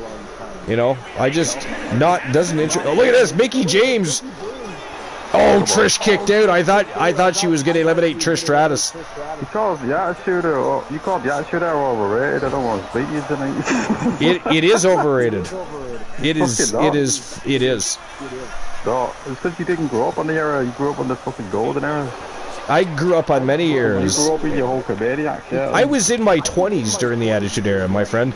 And again, it's not the entertainment that I didn't like. It's the when I watch pro wrestling, I don't want to just be entertained. I want to see quality wrestling. The Attitude Era had you're naming superstars, and Triple H never had many great matches. Period. Much less try to sell me on that being a great part of the Attitude Era. The Attitude Era had little to no quality wrestling. It was all microphone and lip service. No, he's not. Yeah, he is. Triple H. Come on, man. He's one of the greatest wrestlers of all time. No, he's not. Male wrestler of all time. No, he's so not. He's one of the most charismatic. Triple H was the best. Triple H was the greatest. You're crazy. He's a great entertainer. I do like Triple H a lot, yeah. You don't like Triple H, Oh, I do, but he's nowhere near one of the... He's not even top 20. Yeah, he is. No. Fuck off with that comment, brother. No, not even top 20. You gotta put him in your top 10, at least. How would I put Triple H in the top 10 when there's so many greater wrestlers than him? Triple H, no, there isn't. Oh, there's a lot greater than him. What are you talking about? Triple H was better wrestler than The Rock. You're crazy. What? I'm not crazy. You think Triple H is better than Dwayne Johnson? Better than The Rock? That's insane. Respect for your opinion. Yeah. Well, I mean, you're entitled to it. But I just think it's crazy. Triple H was a better wrestler than I like Triple H. You know what I marked out? Remember when he got injured? Oh, Mickie James did it! Wow, ladies and gentlemen, that is it. That is all. The winner of the match and your new Women's Legends Champion from Team Luke the Gooder 94. It is Mickie James picking up the big W and going home with the gold. That is awesome. That's funny. We were just talking about how cool it would be if Mickie James won that championship. And there it is. Going home with the Legends title. One of the greatest champions. One of the greatest feuds of all time. Triple H was entertaining, and I enjoyed a couple of his title runs, but I will never agree that he's one of the best wrestlers of all time. I'm sorry. Triple H is one of the best wrestlers of all time. Maybe in the top 30 somewhere. He's not into the top way. Come on. There's way, way better wrestlers. Triple H was great. Than Triple H. Triple H was great, man. Yeah. He was good. Triple H was great. He was entertaining. He was fun to watch as part of DX, etc.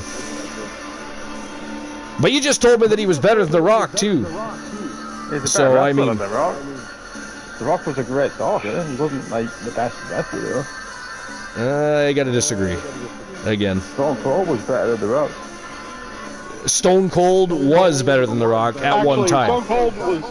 Yeah, up until before he was injured, Stone Cold was a hell of a yeah. By the way, he I'm was. a Rock fan, but I am a Rock fan, by the way. I'm not Stone Cold, especially if you go back to when he was stunning Steve Williams, he had some of the greatest wrestling matches. He was a very good wrestler, so I actually agree that he was better wrestler than The Rock. At least until, like what Glenola just said, when he got injured and came back and he was primarily just brawling. So who do you think is the better wrestler than Triple H? Like, a lot of people.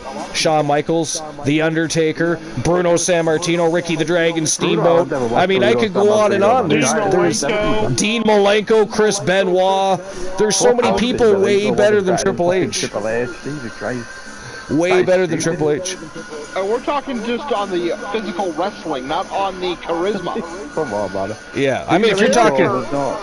Come on, man. Dean Malenko was never a champion or anything like that. Well, he was a light heavyweight champion. Yeah, but Triple H is a multi-time world champion. And he was one of the best technical wrestlers of all time. Dean Malenko would have taken Triple H apart. Easily. In all honesty. He was a good The man of 1,000 holds. Stripe says Shawn Michaels is overrated. I mean, he is a little because he was the best showman, but he was far from the best wrestler. So there's that, right? No fucking way. Yeah. Yeah. Actually, that was the thing with the Rockers. You had Marty Jannetty, who had a ton of talent. Yeah, he did, yeah. But he didn't have that presence. No, I know. He didn't. And Shawn had the presence. He did. He was, I mean, they called him Mr. WrestleMania for a reason. That guy could entertain, and he could go in that ring, like, still to this day, there's not many people that can do that. That's all I give a fuck about. You know? Well, how about that, Luke? The Gooner destroys everybody in the first match, goes home with the Battle Royal Championship. Mickey James comes in, does the very same thing, goes home with the Legends Championship. That's a good night for Team Luke the Gooner 94. This is my guy, Triple H, though, buddy. Well, because we have to. And we're not dissing him. We like him. We just don't agree that he's one of the best wrestlers of all time. That's okay. I in my top 10. But I mean, so many great moments with Triple H to not even worry about that. Look at some of the segments I think with Bret DX. Is a better wrestler than Triple H, I'll tell you that. Sorry, who is? Bret Hart is.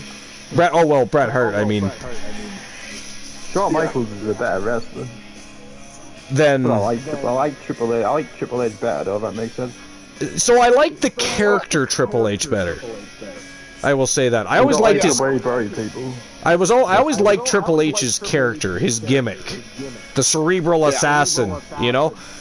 Again, he's very entertaining. I think he was always a very good wrestler, but I just. Yeah, you go back to his original WWE character. Hunter Hearst Helmsley. Yeah. Yeah. When he showcased some of his best body of work, by the way. I thought it was shitty, though, when Vince put him on that huge losing streak. You remember that? Like, he was almost never winning. He went from being a champion to never winning. That's because of the curtain call, that. It was because of the curtain call, yeah. You know, which we didn't find out till way later. But he was the only one he could punish. Well, that's the thing. That's the thing, right? Favorite odd couple tag team? One of ours is Triple H and Jeff Hardy. Yeah, actually, they actually worked very well as a team, didn't they? That was strange. I didn't see that being a team that would have. I didn't think they would work, but they did. I wasn't arguing with you. I was just debating something. Oh yeah. Well, debates are good. You have to have debates. That's what makes the broadcast booth fun. And Strife, We can't agree on I've got everything. one that's even stranger than Triple H, Jeff Hardy. That was Kane awesome. and X-Pac. Kane and X-Pac. Oh, yeah. Oh, yeah. That was the entertaining. He was a bit, to be honest. It really was, yeah. Agreed. All right, here we go. Next match of the night, ladies and gentlemen, is for the TWA Women's World Tag Team Champions. We got Team Havoc from Team Honeybee Gamers taking on the Wolfpack Gals, Rose Brewer and Tia Stevens. They are ready to roll. They are the Junior Tag Team Champions. They want to strip Lilith and Ashley of those titles, send them home packing empty-handed, and take the gold home with themselves. Can they do it?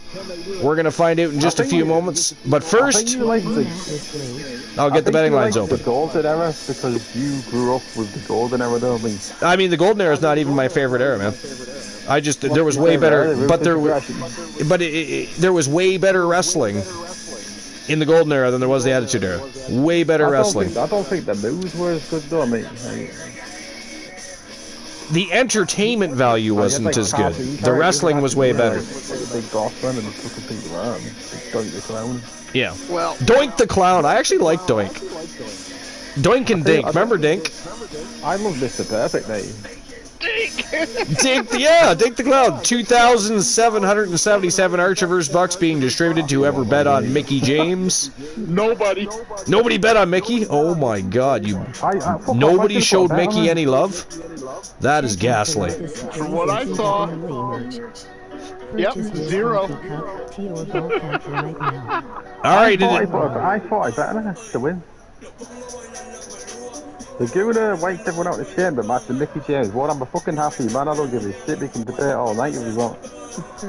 Well, hey Archer. Yeah. I have a special thing for tonight. Okay. I actually grabbed some lists. You did. Wow. I don't have my briefcase It's been many right now moons. 'cause that computer is not hooked up at the moment. But I did grab 2 lists. Fantastic. And before you get into one, let's get this next match going. I'm going to open the betting lines right now. Who's walking out champs? Is it going to be Havoc or the Wolfpack Gals? You got 10 minutes to decide. Let's get things ready to rock and roll, shall we? And I mean, some people argue that the WCW was better than fucking WWF, wasn't it? Like, I mean, at one point, for a little while, it might have been, yeah. in some ways, you think WCW was better than the Attitude Era? I mean, the 84 weeks straight, they squashed them in ratings. yeah, and I'll be honest, for a while, it really was superior. Now, I'm not saying all 84 weeks were high-quality shows, and you know what I mean? But I mean, there is some points that you did make. Like the women were kind of awful in the Attitude Era. So this is probably wasting time. Why'd you get the kicked out with that? Basically, and that was basically women's match, wasn't it? You know, though I will say that WCW had a couple really, really bad wrestlers. oh yeah, 2 in particular. Women's wrestling wouldn't be very good for a while. It was- was it? Yeah. WCW had one that I enjoyed, but he was terrible. The Which one? character was terrible, and he the Shockmaster. wasn't great. I blocked him out. You block him out. That didn't happen. Glacier. Oh, Glacier. Yeah. You know, terrible. The other one we've discussed many times. My opinion on him is well known, and that is he should have inherited a lot more talent than he had, Right. and that's David Flair. David Flair. I know, that was weird, eh? I was super shocked that guy basically had 0 wrestling talent. Like, how do you have Ric Flair? I mean, your sister showed you up. You know, you're the son of Ric Flair. What is happening right now, even? You know, even Arn Anderson had to sit him down a few times. Yep. Yeah. Well, like I said, it was entertaining as hell, Stripe, but it sucked. Yeah. He did. Oh, Strife says he loved Glacier. I thought we were still talking about David Flair. I mean, I thought Glacier had potential. I wouldn't say I thought he was great, though. Or anything like that. Yeah. But he was better than the Shockmaster. Yes. The best botch of all time. I don't know what your lists are for the evening, but I also have a list for later. And I gotta be honest, the dirt sheets are rather... they're not great tonight, so we can always leave them for later. So the fact that we're going to jump into the list, that's fantastic. What are your lists? Well, I'm going to let Luke Gunner choose which list I do. Ooh, Luke gets to choose. Every version of R-Truth ranked. Oh, interesting. God, That's Or- interesting. 10 best WWE Attitude Era wrestlers. Nice. My list is the best steel cage matches of all time. Oh, nice. Yeah. That's one I chose. I thought that would be... Especially considering we are at Steel City. If Triple H isn't on the list, he's not listening to you. He has spoken. So, you want me to do the Attitude Era list, Luke? Triple H better be on that list. Or he's going to bed. His matches are done. If Trips ain't on that list, he's history. Now, I am going to say one thing ahead of time, Archer. I scanned this list briefly. Okay. It's not Taco Boy-ish, This is is it? not Taco Boy. Okay. Then we're safe. You better be on that list. Stone Cold better be on that list as well. Oh, well, Stone Cold will most definitely be on that list, and I'm sure Triple H will be too, but... Yeah, this is updated July 25th, 2021. So it's not that old, that's good. Yeah, TVOvermind.com. Okay. David Coulson is the author, and is the 10 best WWE Attitude Era wrestlers. All right. Let's do it. So, number 10, Mr. McMahon. Oh, God. Right off the hop, we're going to talk about Vinnie Mac. Wow. I'd drop him all. While Wow. not a typical wrestler, Mr. McMahon was the ultimate antagonist for Stone Cold Steve Austin, playing off his rebel persona by being the world's worst best. I'll give him that. You know, Stone Cold had a lot of great storylines because of Vince. Yeah. Owner of the WWE did step in the ring on a few occasions and wasn't afraid to get himself in the action, with the cage match versus Stone Cold being a great example. Without Mr. McMahon, Stone Cold would have still been incredibly popular, but perhaps not reaching the heights he did. Again, I actually agree with what he was saying there, Yeah. but number 10? Yeah, I don't know. All right, number 9 is a great wrestler. Good technical skills, and I say this wholeheartedly. Okay. Chris Jericho. Oh, yeah. Oh, man. How can you not like Chris Jericho? Yeah, Y2J I had a legendary don't dick. like his AEW stuff. I mean, I don't disagree with you. Yeah, but he had a legendary debut interrupting Rock's promo.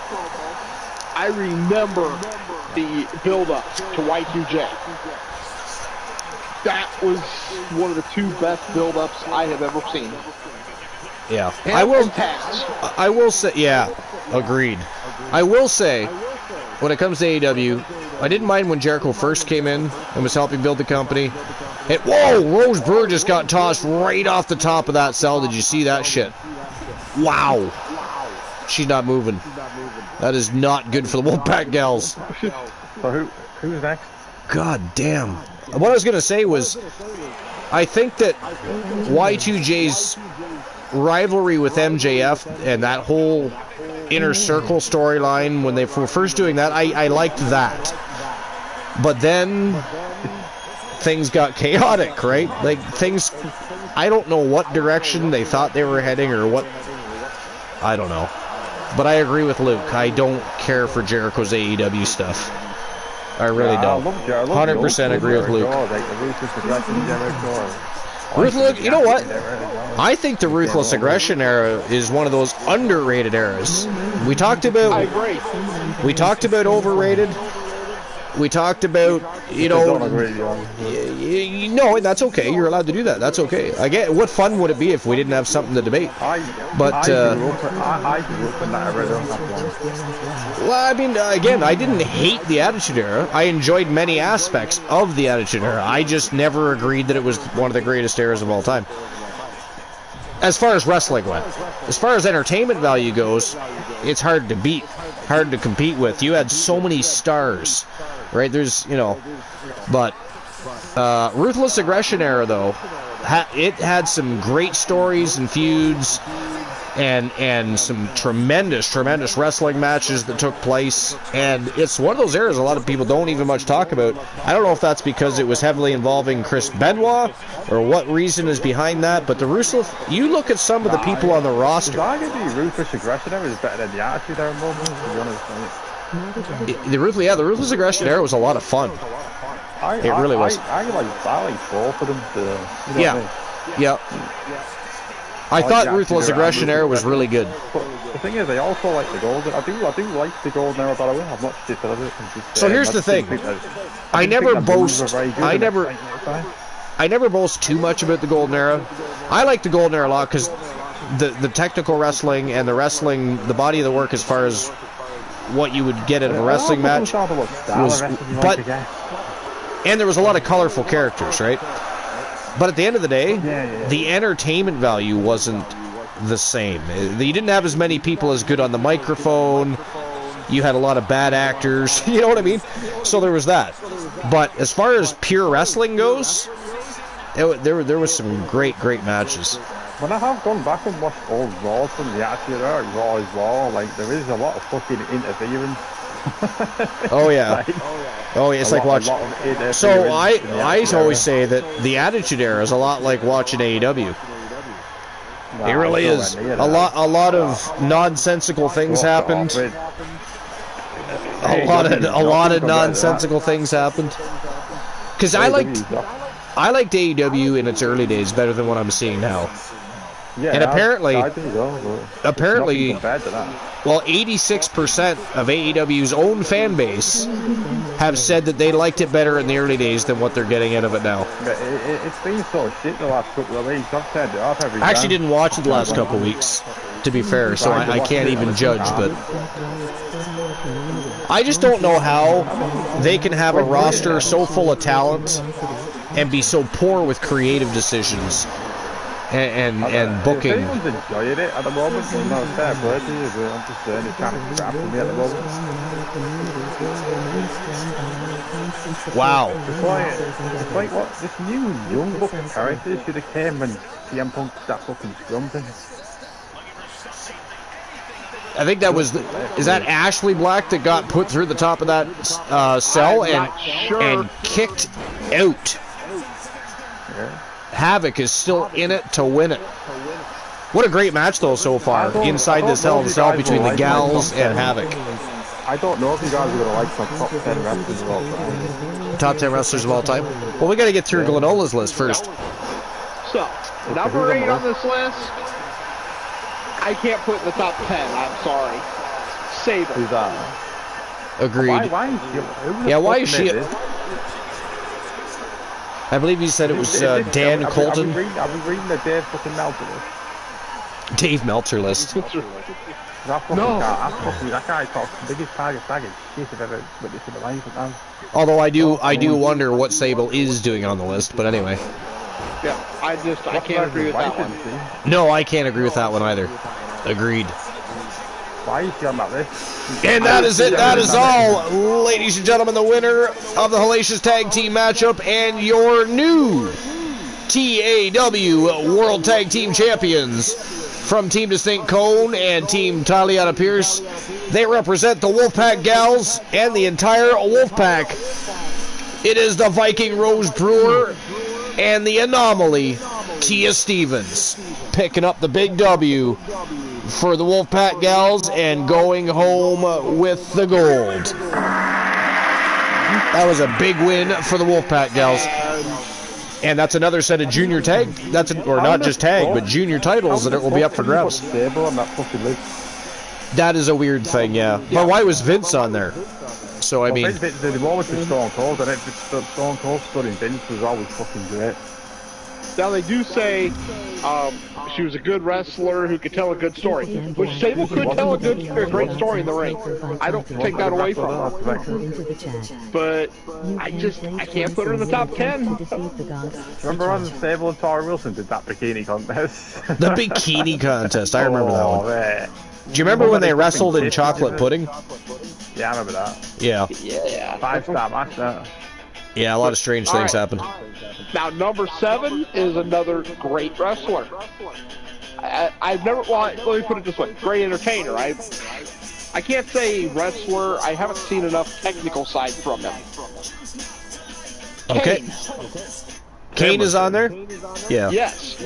You know, I don't know enough of his technical side. Mask Kane was amazing, though, Grant. Oh, that would be Attitude Era, that would be the Mask Kane. Yeah.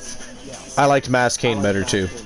Yeah, and I still love watching that very first appearance. I feel they kind of turned Kane into a bit of a joke, though, as his career went on a bit. But when he walked in there and yanked, rips the door off the cage. That was awesome, that just, that sent chills. I think that sent chills down everybody's spine. I was like, who the fuck is this? Who the fuck is this? Right? Right? Like, this guy's bigger than The Undertaker? Like, what?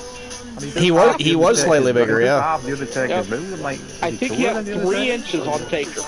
Yeah, 2 or 3 inches, but he also outweighed him by a good 20 pounds, too, at the time. Yeah. And he did half the Undertaker's moves at the time, though. So, like... All right, guys, the betting lines are open for the next match of the night. I've already distributed the last payout to whoever got behind the victors. The Wolfpack L's went home with the TAW Tag Team Gold. Next match, it is Phenomenal Soul putting their titles on the line against the Ascension from Team... And speaking of Boss Apollo, we haven't seen Boss Apollo tonight, but Team Boss Apollo, it is the Ascension. And of course, the reigning defending champions also looking square across the ring at the Hart Foundation, the former TAW World Tag Team Champions. Do you think you got me going on the broadcasting early on with that? Or do you think...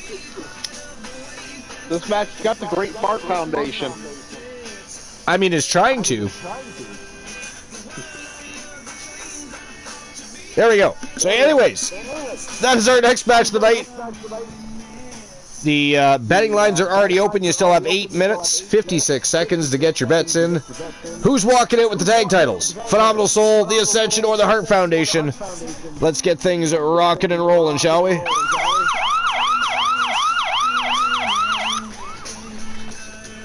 And I gotta tell you, no offense to Team Joe Link, but for some reason, I gotta root for the Hart Foundation here. I don't know why. Other than the fact they're one of my favorite tag teams of all time. John Cena was a good wrestler. John Cena, was he a good wrestler? No. Good entertainer, though. Yeah. He was a great entertainer. He certainly became the modern-day Hulk Hogan-ish type character, right? Do you like John Cena? Do I like John Cena? Well, I mean, there's really no reason not to like John Cena. That guy carried that company on his back for many moons. I enjoy watching him. You gotta respect John Cena, that's for sure. I mean, I hated when they were... The whole Super Cena era, that pissed me off. But... I'll tell you what, one thing I love about Cena, he had fun no matter what was happening. He did.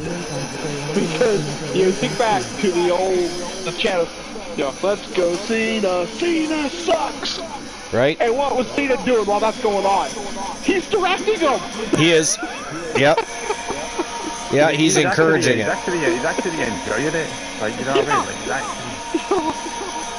he doesn't care if you really doesn't care if you like him. I love it, honestly. I think that's crazy. I love watching him in the ring. That's how you need to take it, in my opinion. By the way, Strife earlier had mentioned that Glacier was just a cash grab to capitalize on Mortal Kombat. It was. Yeah. What was? And he agreed with us about David Flair, too. He said, how is Ric Flair your dad? And you have zero wrestling talent and even less charisma. Spot on. Yeah. I hated that part of it. Is it alright to say I like seeing it better than what I did before? But then the story that I heard about him and Arn, there was a segment on WCW where Arn is going off on Flair in the ring, and Flair hits him over the head with, I think it was a trophy. My understanding is what Arn was saying in the ring was from the heart. I mean, I was... Everything he said was what he felt. Yeah, I was under the understanding that Arn had to put him in his place a few times. Yeah. You know, he... now the hit in the head, that was scripted. Them in the ring, that was scripted. But what Arn was saying in the ring... I still think one of the most vicious shots to the head ever, and I'm sure it was supposed to happen and scripted, but when Roddy Piper smashed that coconut over Jimmy Snuka's head, that was insane, wasn't it? Oh, that was awesome to be fair. It was awesome. And you know another awesome thing, and it's one of those things, it's funny, we don't really discuss it much, but remember when Jimmy Snuka did the Superfly splash off the top of the cage? Oh, one of the greatest moments. Yeah. Yeah, sure it was. But the thing is, it got overshadowed. It did. By the next person on my list, actually. All right, let's get at it. Number 6 is Mick Foley. Mick Foley. Yeah, I agree. Another one that on the technical side, not great. No, yeah, agreed. Oh, no, Ric Flair got a little too harsh about that a few times, but... Yeah, but one of the greatest entertainers. Look at what he did though, like the Hell in a Cell match with him. Yeah, you had that Hell in a Cell. You know, but this here, Mrs. Foley's baby boy was never meant to succeed the way he did. Not because he wasn't good enough to, but Mick Foley didn't fit the mold of what a WWE champion looks like. Yeah. But through an incredible work ethic, willingness to put anyone over, and connecting with the audience, which he did. Did you ever watch some of the home videos that he submitted to get into pro wrestling from when he was jumping off roofs, etc.? Yeah, I was gonna say, I think I saw that one where he jumps off the roof. Yeah. Yep. Yeah, the one where he jumps off the roof is fucking stupid, that. Oh, agreed. Absolutely stupid, but it worked.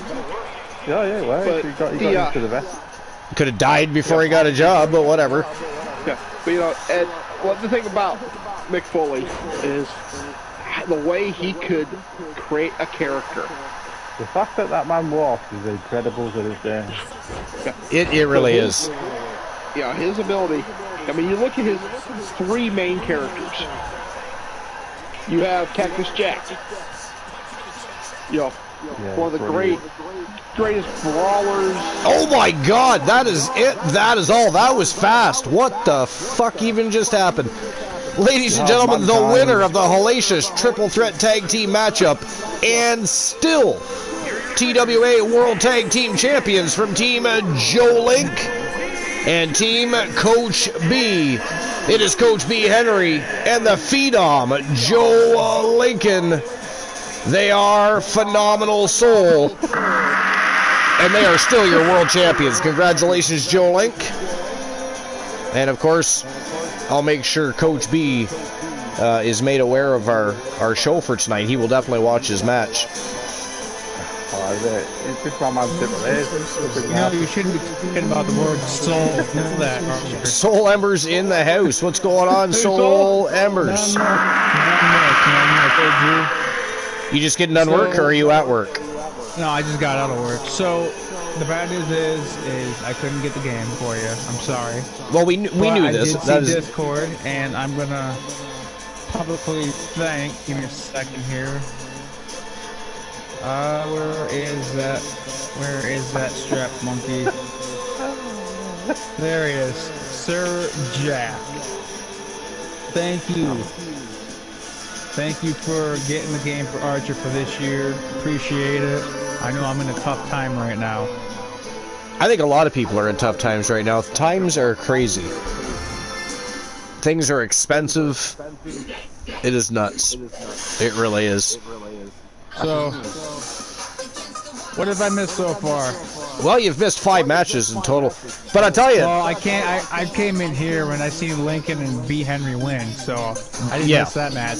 well, so the Wolfpack. Well, let's just have a look here. So the Wolfpack gals won their match over Havoc, so they became the TAW World Tag Team Champions.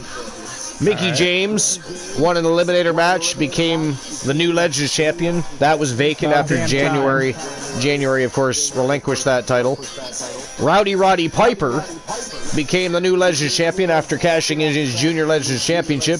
Beat Steamboat Zeus, beat the champion Poindexter, Archer, and Yokozuna. But the first match is the one we've been talking about the most tonight, Soul. Like, the Gooner went in, he entered number 1 to start the match with MJF, and he ran through all 5 guys from start to finish and won the fucking match. I think he's on steroids. That's what we said. He was shooting monkey juice or something before that matchup. I have never the greatest competitor in his elimination chamber of all time. Like it was absolutely outstanding. I will say that. I will say that. Archer. As of today, the contract with the Samoan Coalition is done. Oh, is it? Yeah, that contract is up? For my title to drop. What will the Usos and Solo do now? They're going to be lost. They've already pissed off Roman Reigns. They were just released by Big Bubba Bruno. I mean, those guys are homeless now. We have homeless superstars in TWA. Check it out, Archer. All right. Bubba lost his title, correct? He did. So I was waiting for him to drop his belt. Which he did. And what better person than Alan Severn? The Wolfman, I was going to say. Bubba's been talking behind the scenes with. Stole the show that night, he did. Oh, Severn. I seen the match. Yeah. It was a good back and forth. That was. It was a hell of a match, I agree. But, G, fuck you and Alan Sever for taking the belt, but thank you for letting me finish my story. Fuck you for taking the belt, but thank you, storyline-wise. Yes. All right, before we continue the conversation, let's get into the next match of the night. It is for the Pure Women's Wrestling Championship. It is B. Jackson from the Megastars taking on Roxanne Riley. This is going to be a hell of a slobber knocker, I think. I think this is going to get ugly real quick. B. Jackson still has things to prove. She once retired. She walked away, came back. I can't believe Strength called Shawn Michaels overrated. What the fuck is that, man? Came back to overthrow Julia Jackson with Becky Lynch and Carmella. It's been absolutely crazy. The Megastars have been creating havoc in the women's division. But tonight, shit gets real. It is B. Jackson versus Roxanne Riley. Pure Wrestling Championship is on the line. Let me get the betting line open. I'll do that actually right now. No, yes, Alan Severn did win, and no, it wasn't thanks to you. It was thanks to the story that we were about to finish. You see what I did there, guys? You see what I did? And by the way, this is a TAW lockdown match. All right, anyways, do continue the conversation. I'm setting up the betting line anyway. And issuing the payout. So for those who don't know, Bubba is not really jumping ship from the Coalition. 26,000 Archiverse bucks were on the line there. Holy shit. Oh, damn.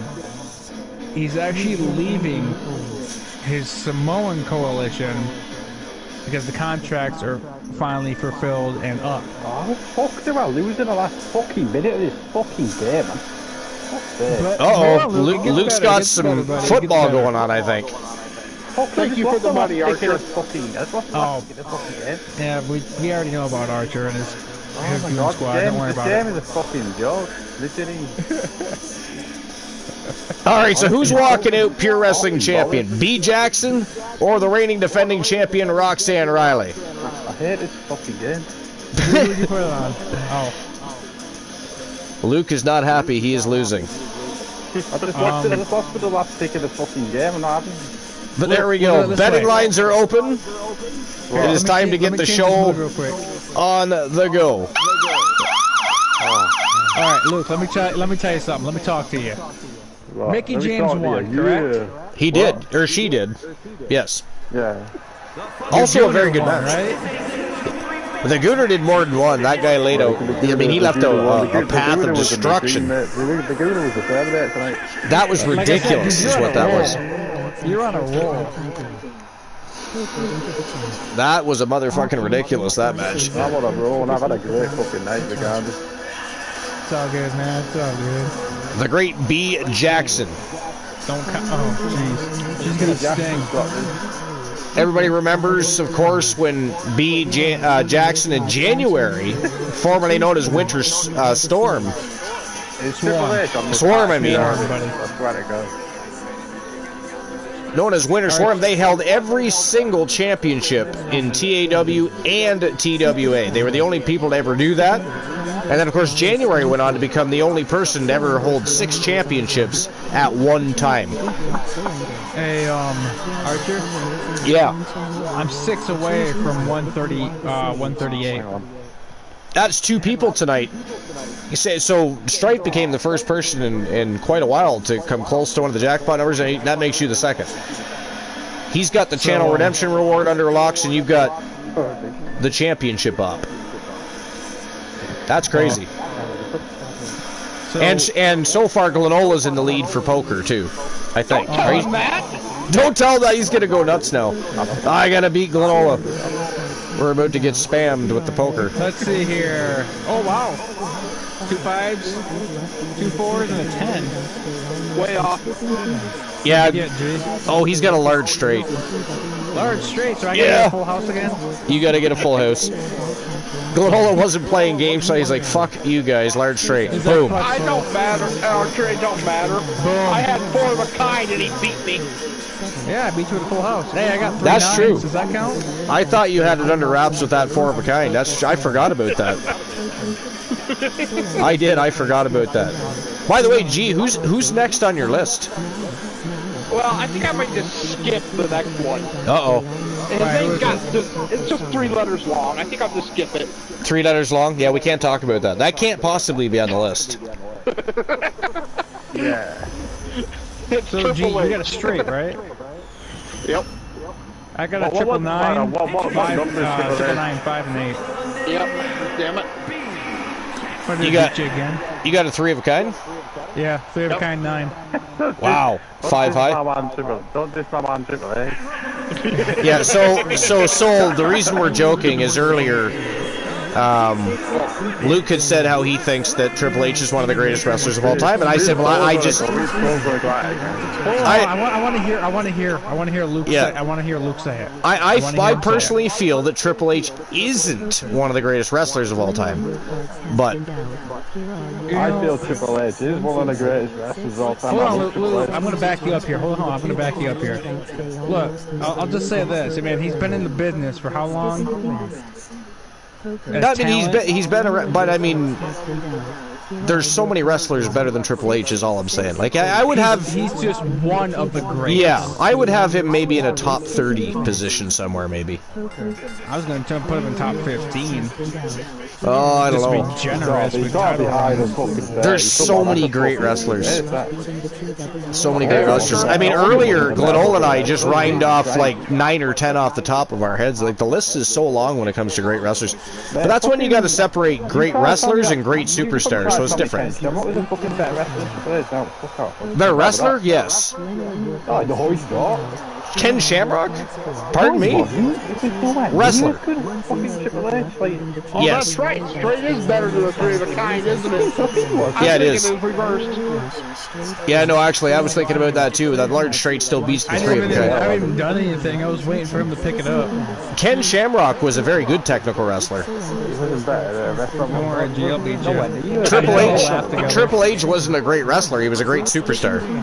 There's a difference. No. He's one of the greats. He wasn't a great... He wasn't... That's crazy. I understand he shagged the boss's fucking wife, but Yeah, I don't- a reason why. I don't think that even helped him. I don't think that... You know what I mean? I don't think that helped him any. I think he got to where he is because he was a hard worker. He's a great entertainer, and he is a good wrestler. but he's not a great All right, wrestler. so we have someone in the chat that says Triple H is one of the greatest wrestlers. Isn't just do moves, you're good. There's a whole mentally, there's the whole, yeah, mentally, you need to know, about Triple H and Brett, HBK, Jake, Arn, were great as well. Speaking of Anderson. Well, that's what I mean. You got to separate great wrestlers from great superstars. So Triple H is one of the greatest superstars of all time. That I agree with. Greatest wrestlers, though? That's different. He brought up Arn Anderson. You guys remember the original Horseman? Arn Anderson was awesome, yeah. No, I'm done with the other ones. Ollie passed away. Oh, yeah, sadly he passed away, yeah. And then Virgil passed away yesterday, I believe. Strife says when Brock legit punched Braun on the side of the head, we actually thought Braun was dead. Yeah, I gotta tell you, I would not want to be punched in the head by Brock Lesnar. I'm not even gonna lie. The best storyline was Braun Strowman trying to find a tag team partner. Braun and Brain. I loved it. Braun and Brain, yeah. I loved it. You know, sadly, we may never see Lesnar again in the ring. I don't know. I don't know how that's going to play out. There you go, G. I just beat you with a full house. Wow. 2s and 7s. Anybody care to try and beat Soul? Soul doesn't even have to play now. He just has to wait for somebody to try and beat that shit. Well, like I said, if you hadn't said it was me, I would have done it anyways, dude. Yeah, he would have played anyways, because he would have played. Then his first question would have been, all right, who's winning the hand right now? Who the fuck's in the lead? Yeah, is it somebody from the Fam Jam or is it the gods? Who's still winning? Pair of 7s and a pair of 1s. Unlucky. House, but it still doesn't beat mine. no, not a full house. No? Unfortunately. No, I see it now. Yeah. Two pairs. I'm kind of out of it, dude. Yeah. So, G, should we start the second saga? What number is Crondos BR's in the house. We see you. What number is Triple H on this? Not funny, Froggy. We've already discussed this once tonight. Five's acceptable, but I think it could be better. And Luke only burped once. No need for flatulence. It's been a while. Number 4. I've made no secret that I'm not really a fan, but he is a hell of a wrestler. Kurt Angle. Kurt Angle? Yeah. Oh, he's definitely one of the greatest wrestlers of all time. Oh, yeah. Now, I'm not a fan. In between.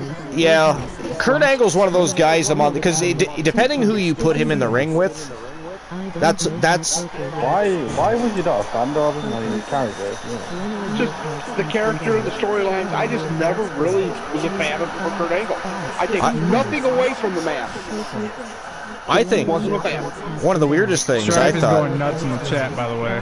One of the weirdest things I thought was how many times they just purposely made Kurt Angle look stupid. Like, how could he had that kind of a resume and repertoire for being a pro wrestler and you make him look like an idiot? Alright, so what is the Coalition, Archer, and the Boys? Sorry, what? You just got asked that question. What is the Coalition? Chronos BR, what is the Coalition? Yes, Archer and the Boys, yeah. So I used to carry the Coalition. right now it's Elijah Archer, Jason Ironman is their manager. You have JC, Braun Breaker, and MJF. It's changed a few times over the past 4 eras. And then you got my half that's about to be... and then the Samoan Coalition, yeah, that's about to be disbanded, yeah. Bubba's like, fuck you guys, I'm done with you. You guys lost. I haven't played poker in about 10 years. So. You guys lost to the Wolfpack, clean sweep. You guys are done. I am not renewing your shit. No, I was surprised. Technically, this is part of the story. Like, I'm not... This was part of the story. Look at that camera shot. That guy should be fired. What a pervert. Yeah, Did anybody else see that? I mean... Who are you hiring these days, Archer? I don't know, but that was like... And I had nothing to do with it. I bet Nothing. you it was Christian Cool. It had to have been cool. I believe you might... You know what? Joe Link. It's Mad Chatty. Mad Chatty. Oh my gosh. He used to be in charge of cameras. That's why we got garbage can shots all the time. Do we still know what's underneath? He thought he was funny. We still don't know what's underneath that damn ring. So the coalition is like Joe Rogan and his comedians, but Archer. I mean, almost. You're not necessarily wrong there. And then you have the crossover with the coalition. Yep. Archer and one other person kind of cross back and forth between each other's factions. For the last almost 4 years, for some reason, Alan, Severn, and Archer, every once in a while, end up working together. Nobody's ever really sure why. Just Severn makes a call, Archer answers, and he's there. It's like he holds something over Archer's head. I don't know. But like how Archer gets from B Jackson. Did we really? Wow, B Jackson's up 1-0 in the TWA lockdown. Unbelievable. Oh shit. That if Archer goes on a major losing streak, Wolfman and a couple others usually just go in there and kick the shit out of him. B Jackson is opening a can of whoop ass here. Whoa! It's like the bloodline. Guys, that is it. That is all.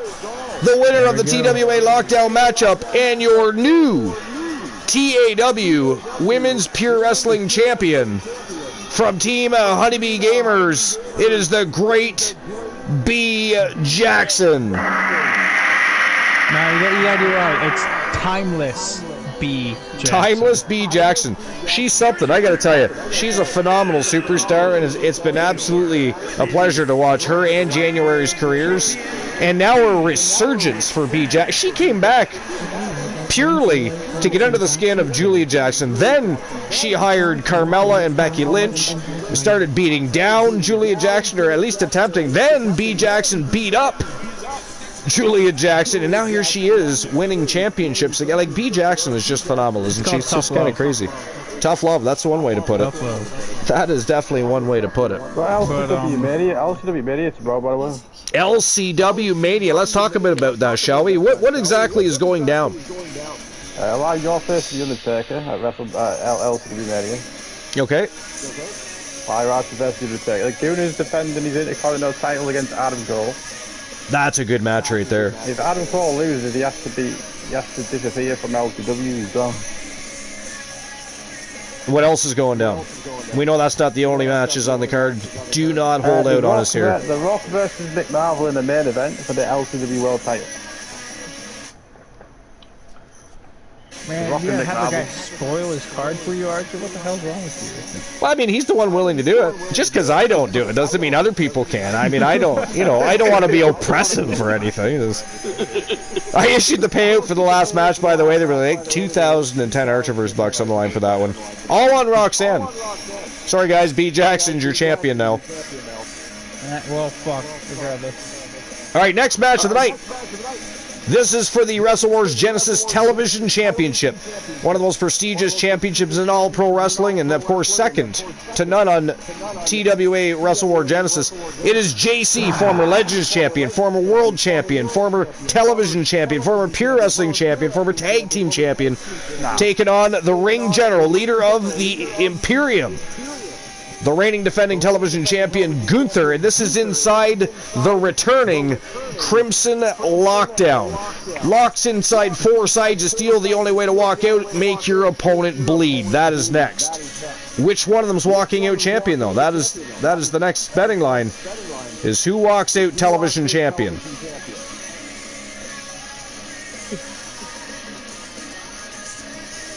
All right.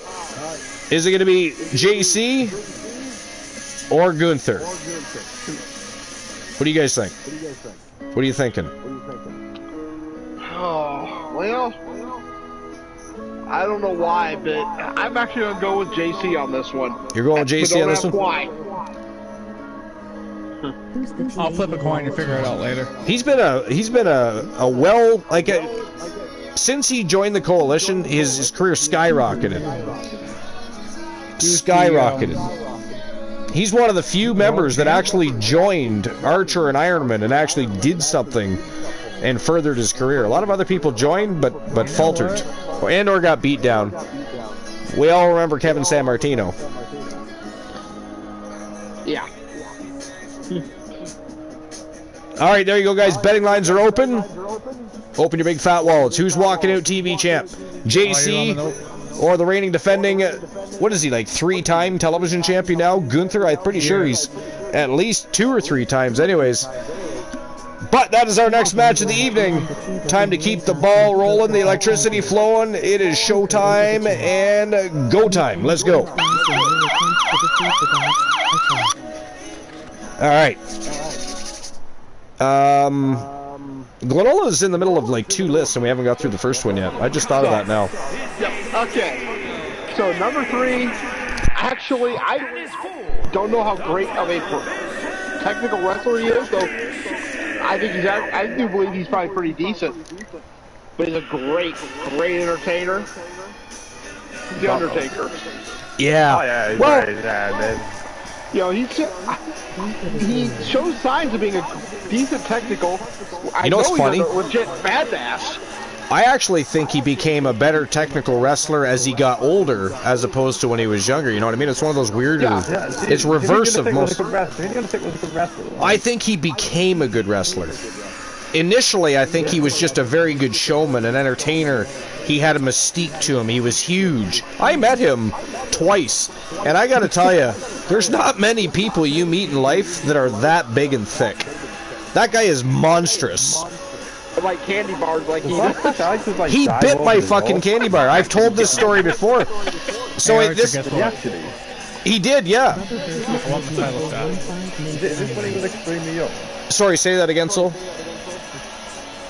I just dropped 20K on my title shot. Oh, is that a rematch? The world title. Is that a rematch? Oh, you want the world title? I'm taking the world title. You're going after whoever wins tonight's matchup. That is ghastly. He's going to wait for them to go to war over that world title. And which, by the way, the two we have co-main events tonight because the women are actually main eventing tonight. But we have the men's world title and the women's world title co-main eventing tonight. They are both inside 15 minutes of Iron Hell. Yeah, what's funny is... And you're talking about cashing in on the champion. 15 minutes of hell. And the winner goes back in... So that's what you're requesting, is a 15 minutes of Iron? Or 15 minutes of Iron Hell, in this case. Yep. Wow. In my opinion, the greatest faction of wrestling of all time is the NWO. Sorry, say that again. The greatest faction of all time is the NWO? Yeah, I think so. I don't totally disagree with you. Yeah, I was going to say I don't totally disagree with that because the original NWO was great. It was fantastic. Oh, the NWO 2000 was fucking awful. Oh, ghastly, yeah. But I mean, you got the Four Horsemen, you've got Legacy, Evolution, Degeneration X. NWO was really good though. Later on though, it was awful. Like when they had basically every WCW member on the roster as part of the NWO, that was stupid. Yeah, they got too stupid, didn't they? But when they turned the wrestling world upside down, Hogan turned heel. You know what I mean? The NWO was so hot, and they were putting on some stellar segments. There was some great.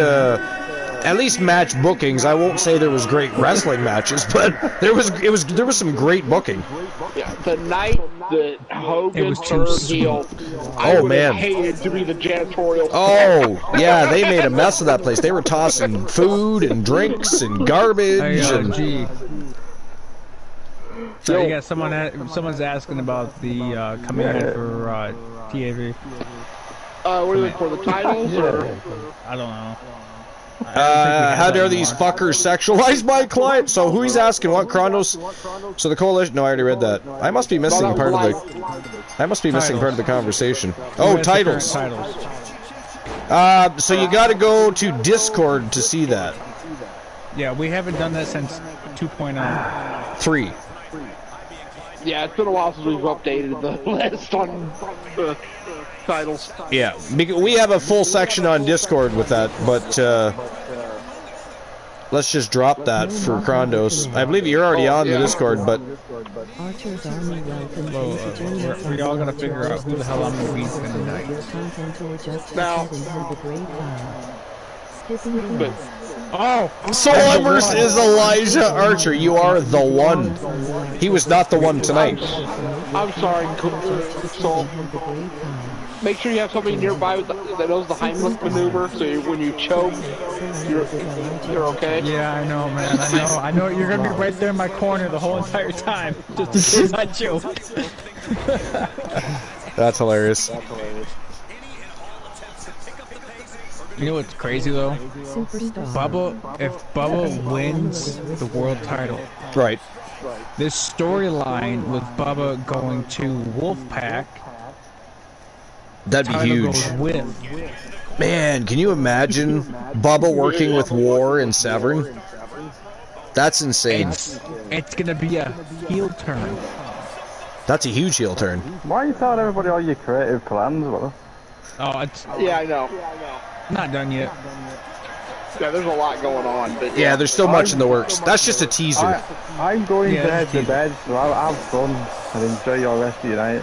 All right, Luke, thanks for being here as always. Always a pleasure to have you on the broadcast booth. You're awesome. Stay awesome. And we'll talk to you tomorrow. Hey, what time do you start your show tomorrow? Don't forget to tell everybody again. LCW Mania, right? LCW Mania. So it'd be LCW around Mania tomorrow. what time? What time is it starting? 2 p.m. UK time, which is my time. Right, so that's about 9 a.m. Eastern, Yeah. or for Glenn that would be 8, right? Yeah, it'd be morning. We've got a So long show. We've got a really I long will show be anyway, there. so- I will be there. I plan on. Well, I can't wait for Mania. If I sleep in, which can happen, it will already start like about 3 p.m. a bit later. So Make sure you 2 p.m. advertise on Discord about Mania. Get people hyped up.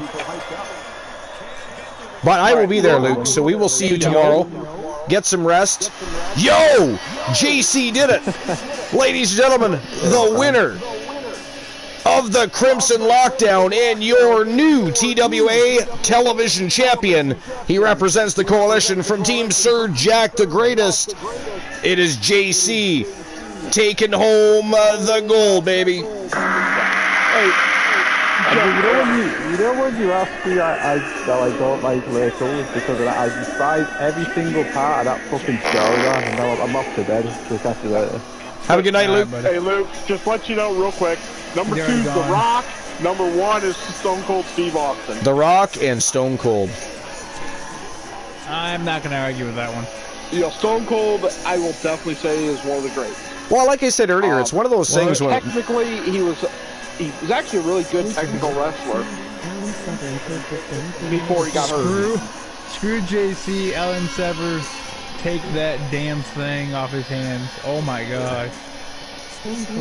Krondo's not a fan of JC. And he wants the Wolfman to take it. Alright, but anyways, congratulations to Team Sir Jack the Greatest. Exile Jack and whatever else he wants to be for the evening is just fine for us. Again, we have to thank Team Sir Jack the Greatest for enjoying the TWA community enough to want to see us continue to raise the bar and put on better shows each and every time we have an outing. He has gifted our community with 2K24. It should be here Tuesday, in which time I will immediately start the rebuild and get the process rolling. It is the Archerverse 5.0 on the way, baby. So this will be our last live SPV until the Archerverse 5.0. And I'm excited. I'm excited for the ambulance matches, for the gauntlet matches, which I always thought the gauntlet was great for mid-card championships. It was great for contenderships. I'm so super happy. Yes, the Wolfman Bubba's Alan no Severn longer- has been waiting. Of course, I was... will be no longer part of TAV anymore. I forgot. Oh, that's right. He's retiring because you have... No, he's gone. He's gonna be leaving. He's gonna be going to Nightmares. He's gonna go back to Nightmares, and you're probably gonna get his brother. And his brother was again? I don't have a name for him yet, but his last name's gonna be Bruno. His fucking brother has no name. Isn't that nice? Yeah. I know. Everybody knows Big Bubba. Who's his brother? He's No name. Bruno. No name. Like, what the fuck is that about? Like, what's wrong with his Dude, parents? They need to work on themselves. I haven't had time to think of a name or anything. Oh my god. Hey, Archer, you know what it is he's stuck in that struggle bus. He's stuck on the struggle bus. What boss? Winner of the match was JC. Nobody bet on that, so there was 0 Archerverse bucks on the line at all. And I'll get the betting line open for the next match. Now think about that. Well, yeah, but he's stuck on the bus. So concerning that list, though, concerning that list, I still say you got to separate greatest wrestlers from greatest superstars because greatest superstars of all time, yeah, The Rock and Stone Cold should be right up there, right in 1 and 2. But if we're talking greatest, like when Luke said earlier that who's number 1? Stone Cold. Stone Cold. What?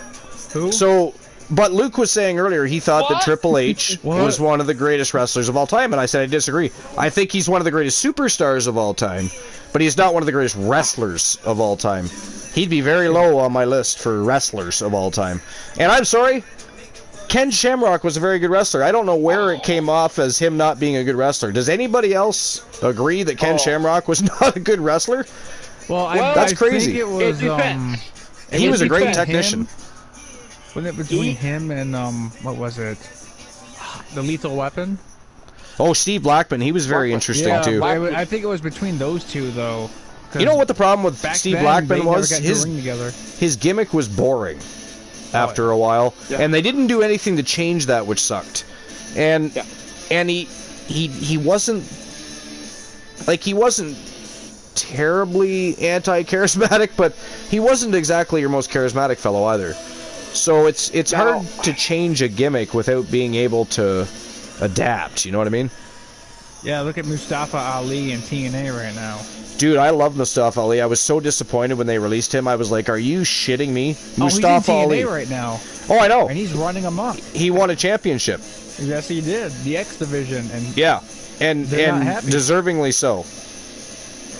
Anyway. Now, the thing is with Shamrock, at least the story I heard, and I have seen the match that was involved with this storyline, or with this, not storyline, story, was that he became a wrestler, a pro wrestler, to learn how to wrestle. Because in UFC, I want to say it was 3, him and Hoist Gracie had an exhibition match. Yeah. And he ended up tapping out to an ankle lock. Yes, that is correct, and so he decided to become a professional wrestler to learn how to wrestle. Yeah. Because he was a hell of a stand-up fighter. All right, let's continue that conversation in one moment. Here we go, guys. Next match of the night. It is Rhea Ripley challenging Olivia Payne from Team 1 Woozy TV. The WrestleWars Genesis Women's Television Championship on the line. And this, as well, is going to be one hell of a slobber knocker because this matchup is inside of a steel cage. Of course, they're all inside steel structures tonight, but this, a traditional steel cage match. Rhea Ripley, Olivia Payne, betting lines are open. Who's walking out champion? You guys decide. But it is time to rock and roll. It is showtime and go time, so let's go.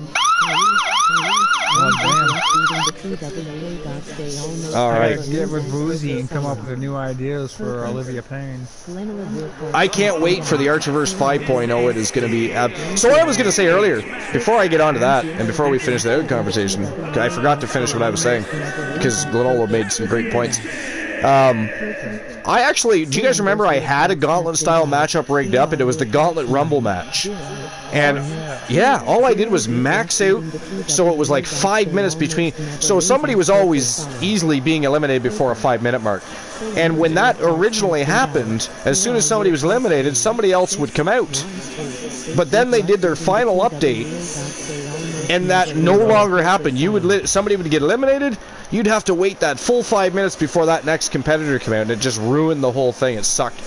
So Glenol and I were like, please give us the gauntlet match back. We want the gauntlet matches. Gauntlet matches made some of the best wrestling matches of all time on Raws, on SmackDowns back in the day. And they're so great for mid-card status, for both contendership purposes, even for mid-card champion. I don't really think I want to see a world title in a gauntlet match type of thing. Maybe once or twice here or there, depending on storylines, what's going on. But for the most part, I think a gauntlet is a great mid-card attraction. I really, really do. With a special guest referee. That too. That too. Storyline is phenomenal. Yeah.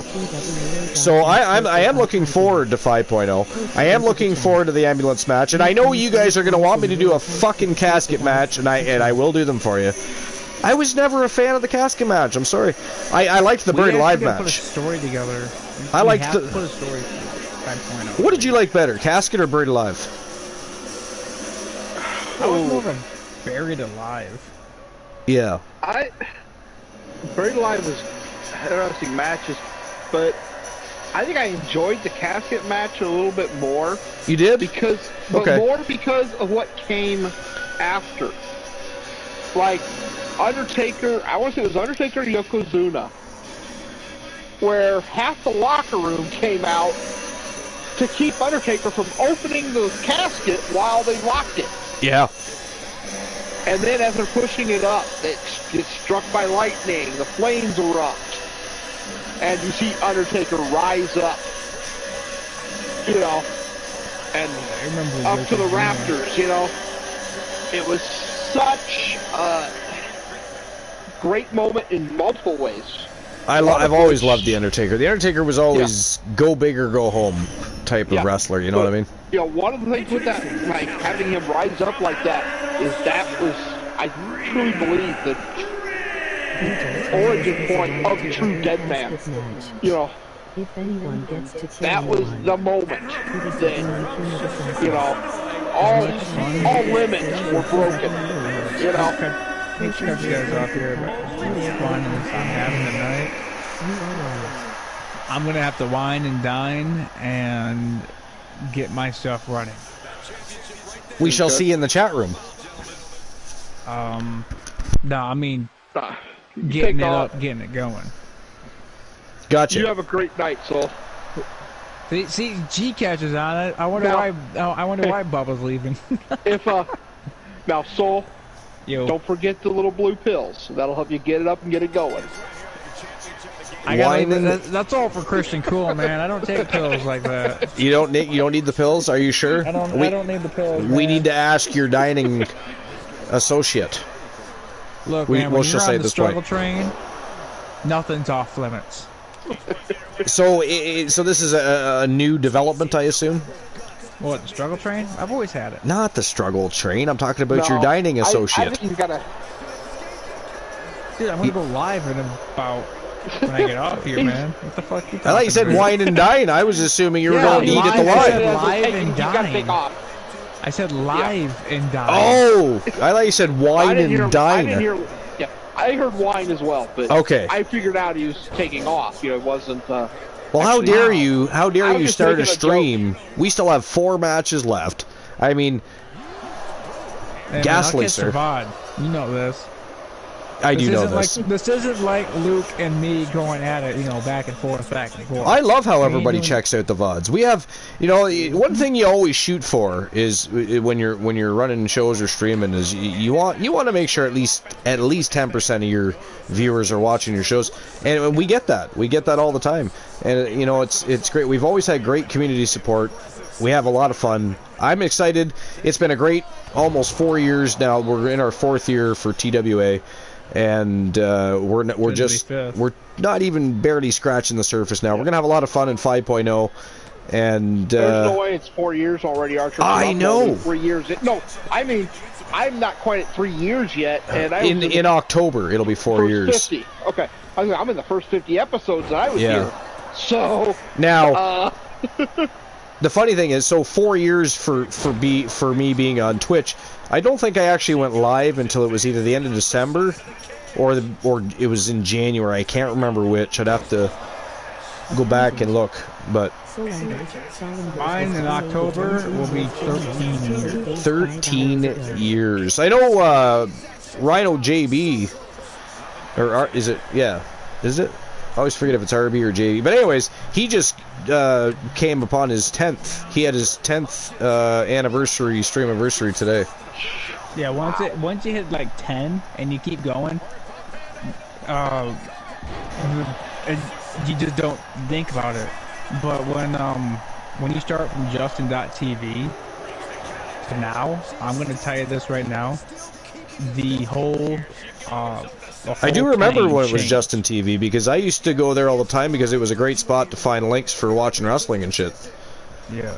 And you had chat rooms while you were doing it. So I mean, yeah, I remember the Justin TV days for sure. Yeah. And that's when you started. I used to have people that came in from those days, and now I rarely have hardly anybody. You know, lurkers, they're great. I'm actually kind of jealous because y'all got some fucking active chatter, you know, and it's driving me nuts. Yeah. Yeah, but I mean, You're trying to figure shit out. You took some time off from streaming for a little bit there, though. And Oh, I did. 2015 took a tailspin, and I had to get my life together. which is probably why the Justin TV people kind of just more or less abandoned the. But you think they might have come back and found you? Now, were you the same name on Justin TV? No. Did you have the same? What were you on Justin TV? KH11601. Oh, okay, gotcha. But now, because I rebranded, because people kept fucking saying Kingdom Heart, Kingdom Heart, Kingdom Heart, because of my two initials, my actual two initials. So I'm like, you know what? I'll just rebrand myself and go from there. And ever since then, you know, it's Soul or it's Embers or it's Soul Embers. Now, do you know if any of those people are on Twitch at all from the Justin TV days, like that you know of? There is a select few left. Yeah. But nobody that bothers to come and check out your. Or did they know it's you? I wonder though, because you have a different name. So I have no idea. sometimes rebranding can hurt, right? Sometimes. Yeah, well, this rebranding was a must because I needed a new brand to go off of. Right. Yeah. And at that point in time when I rebranded, it's like, so what What's Olivia Payne doing with Rhea Ripley here? They got a dance off going on in there. What the hell's even happening? Did you see that shit? What the fuck? Oh, Rhea, she might need some dental work. Dental? That's head trauma right there. That, I guess so. I mean, if nobody's noticed, Steel City has an all-steel apron. There's no padded mats tonight. We got concrete and we've got metal everywhere. And Rhea just ate it. There's like a mid-match snack, and that's way too much iron for the diet, I think. So I'll finish my story quickly here so I can bolt. Yes, do that. Bolt like the lightning bolt. Yeah, lightning. Okay. So with the rebranding, it does hurt. It really does. Yeah. But it can. It won't hurt that much because you also bring in new people, new crowds. Since I rebranded, I only gained about 450 odd something people. Right. You know, another example. Do you remember when Mr. Vegito Pro changed his name for a while? Yes, I and did. his channel started to tank. And then he recently changed back. I don't know exactly when he changed back, but I did notice it caught my eye right away. He went back to being Mr. Vegito Pro, and bam, he's right back to styling and profiling. So, yeah, I'm not gonna revert. The only person I know of that did it successfully, actually, we did it once, but it was all a big storyline, so it didn't affect anybody. So people knew to keep watching. It was a storyline that changed from back in the day. Remember, Glenola, it was Archer Industries. And then it switched from Archer Industries to becoming TWA, TAV technically, and then TAV Wrestling Alliance, which is TWA. The Archerverse Wrestling Alliance is TWA. But so yeah, But one of the people I know that did it successfully with no problems, and again, I think it's because he communicated very well with everybody when it was happening, but Night the Undying. Oh. That now, even though I used to get confused, I don't even remember what his original name was. Do you? Yeah. I usually do. It's right off the top of my head. I can't. I know I can't peg it either. It's just The Honorary Knight. the Honorary Knight. That was it. The Ornery Knight. Yeah, the Ornery Knight. That's right too. And then he had some issues that required him to. Well, he stopped streaming for a little while, and once he was able to. Honeybee, baby. Yo, Honeybee is back. Welcome back, Honeybee. Honeybee was here earlier, of course. Honeybee, I don't know if you were here when B was in the ring. Did you see B Jackson's matchup tonight? It looks like Rhea has now won. Oh, look at that. She did. Olivia's not going to get there in time, ladies and gentlemen. The winner of the match and your new TWA Women's Television Champion, representing the Judgment Day, it is Rhea Ripley with the big W and going home with the gold. But yeah, B, I called her B. Honeybee, baby, did you see? You did not. You're definitely going to want to check that out. You are definitely going to want to check that out. But welcome back in. Glenola's already claiming Ken Shamrock for the Archiverse 5.0. So, and by the way, nobody's contracts change. Whatever contracts you have with whatever superstars, that continues into the Archiverse 5.0. If you have a championship, you will still have that championship in the Archiverse 5.0. We're not toying. We might have some big matches to start things off that I mean, that's usually what always happens. When we relaunch into a new era, we always have our first couple shows are basically stream per view worthy. I always have different characters when we first launch shit. I always have different characters until I find the right one, or until, you like one. Right. Yeah, rebranding did hurt, but it also did solve my issue with what I wanted to do. What was that? If you feel like talking to us about it, I wanted to become known throughout other communities as right. Other than my two initials for my first and last name. I wanted to be something more to communities and expect the unexpected when it came to me. Fair enough. Personally, because it changed my whole perspective of streaming from my old name to my new name, and it also gave me what is it, a second breath of fresh air. Hey, I got a question for Soul Embers. What's up? Are we ever going to see Soul Embers get back into the e-fetting business? Only time will tell. You never know. I mean, just because you couldn't afford it right now doesn't mean you might not afford it down the line. I mean, it could be. There's always late the Crypt Keeper showdown. make a comeback. There's always going to be a late night showdown. Speaking of showdown, as you can see, the next match of the evening, ladies and gentlemen, for the TAW Women's Grand Prix Wrestling Championship, it is Kairi Sane, who's been on a tear in both the women's tag team and singles divisions, taking on the reigning defending champion from Team Sir Jack the Greatest. It is Alice Blade putting her title on the line.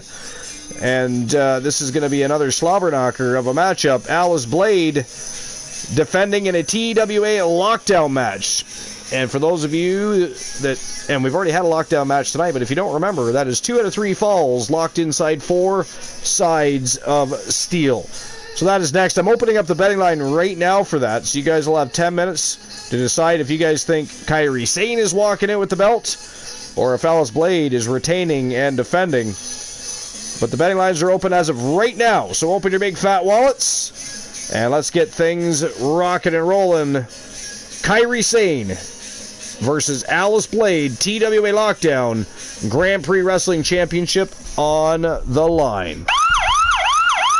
So to answer your question, yes, I am going to be bringing an E-Fed back. That would be fun. That would be fun. Because, But I mean, the more the merrier, right? Because you know what I'm super happy about? Is Oni is going to be bringing NPW back. Although I don't know if he said something about maybe a brand change. I forget now. But I know that Neon Pro Wrestling... I'm not too keen on that situation. Yeah, you two have butted heads here and there. Right but now. yeah, that's neither here nor there. But as far as the quality of fun goes... But EFED-wise... Yeah. Yeah, it's going to be called Late Night Showdown. Late Night Showdown. Because I get out of work late. That's true. And I only do I see what you're doing 3 there. hours. I see what you're doing here. Making a play on the late night place to be. Yep. The Late Night Showdown. I see what you're doing there. That is gaslight. It's going to be... Yeah, it's actually... I was trying to figure out names because the only thing that came through my mind was Showdown. And I'm thinking, you know what? It's gonna be something Showdown. Well, what do I do? You know, I stream late nights because I work. Right. Okay. So what's it gonna be called? It's gonna be late nights. So it's like, okay, so Showdown. So Fair late enough. Night Showdown. It's gonna be its own little thing. Fair enough. Sounds good. And it'll be swap more the entertainment. More competition. Competition is good for business. Actually, I was going to just have it an indie show. Have it as like a development... a development program for the 5.0. Nice. Nice. We got TWA Dark, and then we have Outside Accomplice. Yep. And and I can actually utilize your RP to set some of the matches where you just gave me an idea. An epiphany, if you will. Epiphany? Yeah, I just had one. Epiphany. Epiphany. No. You just gave me a name because you were talking about development. It's just gonna be Development Showdown. Development Showdown. That's not a bad name. No, it ain't. What It about goes right off the Epiphany? tongue. You see what we did there, Glenola? Like, he's been trying to get off the broadcast for the last 15 minutes, and we've still got him on here. I'm trying. We reeled him in. Let me put it this way, Archer. I'll put it. Well, we started talking about my rebranding. Rebranding. Don't be surprised if Alan Severn's gonna be the GM of that fucking development station. GM of Development Showdown. It wouldn't be the first. Showdown of Champions. But yeah.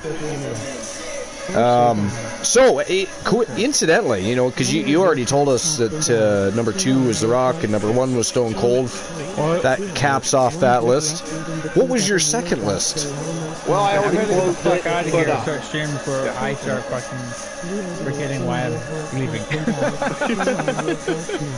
But I already closed the list out, but it was every R-Truth Oh, right. ranked or something, how he worded it. But That would have been interesting. In the words of Jay Uso, deuces, ooses. Deuces, ooses. Apparently, Swole Embers has to take a poop. He's talking about deuces. But anyways, so, well, I hate to do this to you, Archer. I really was trying to make the full show, but I have to work tomorrow. yeah, no worries. Get some rest. There'll be a VOD to catch the rest of the show. Oh, yeah. So y'all have a great night. Will do. Which title was it that Luke Gunner won, or the Gunner won today? He won the Battle Royal Championship. Oh, Battle Royale, so never mind. Yeah. Alan, By the way, Alan Severn's match is next. Oh, damn it. We're down to our final 3 matches after this one. We got Alan Severn, and I believe he is inside a Crimson Lockdown. Damn it. You would do that to me, Archer. I would. Yeah, only 3 matches left. Kyle Riley versus Alan Severn. That's going to be interesting because, of course, they're stable. Yeah, they're stablemates. But I mean, he's the junior world champion. Severn or sorry, he's the Junior Grand Prix champion Severn. Well, unfortunately for Kyle Riley, he beat Big Bubba Bruno and took that Grand Prix title, so he's got to fight Severn now. You've got Steve Winters, who has patiently awaited as junior champion for his shot at the world title. He's facing McMarvel in a battle tonight. It is 15 minutes of 15 minutes of Ire in Hell. And our main event, Amber Extreme versus Arya, is also 15 minutes of Ire in Hell. So, I mean, 3 matches, and they are absolute barn brawlers. All right. But anyways, yeah. Oh, by the way, Archer, you had a joke time earlier. Did I really? Oh, yeah. Like, first or All second right. match. Let's see here. Okay, so who now, was that you or did somebody else redeem that? I did. You did? Okay. Why shouldn't you write with a broken pencil? Anybody else wants to take a shot at that? Go ahead, feel free. Why should you not write with a broken pencil?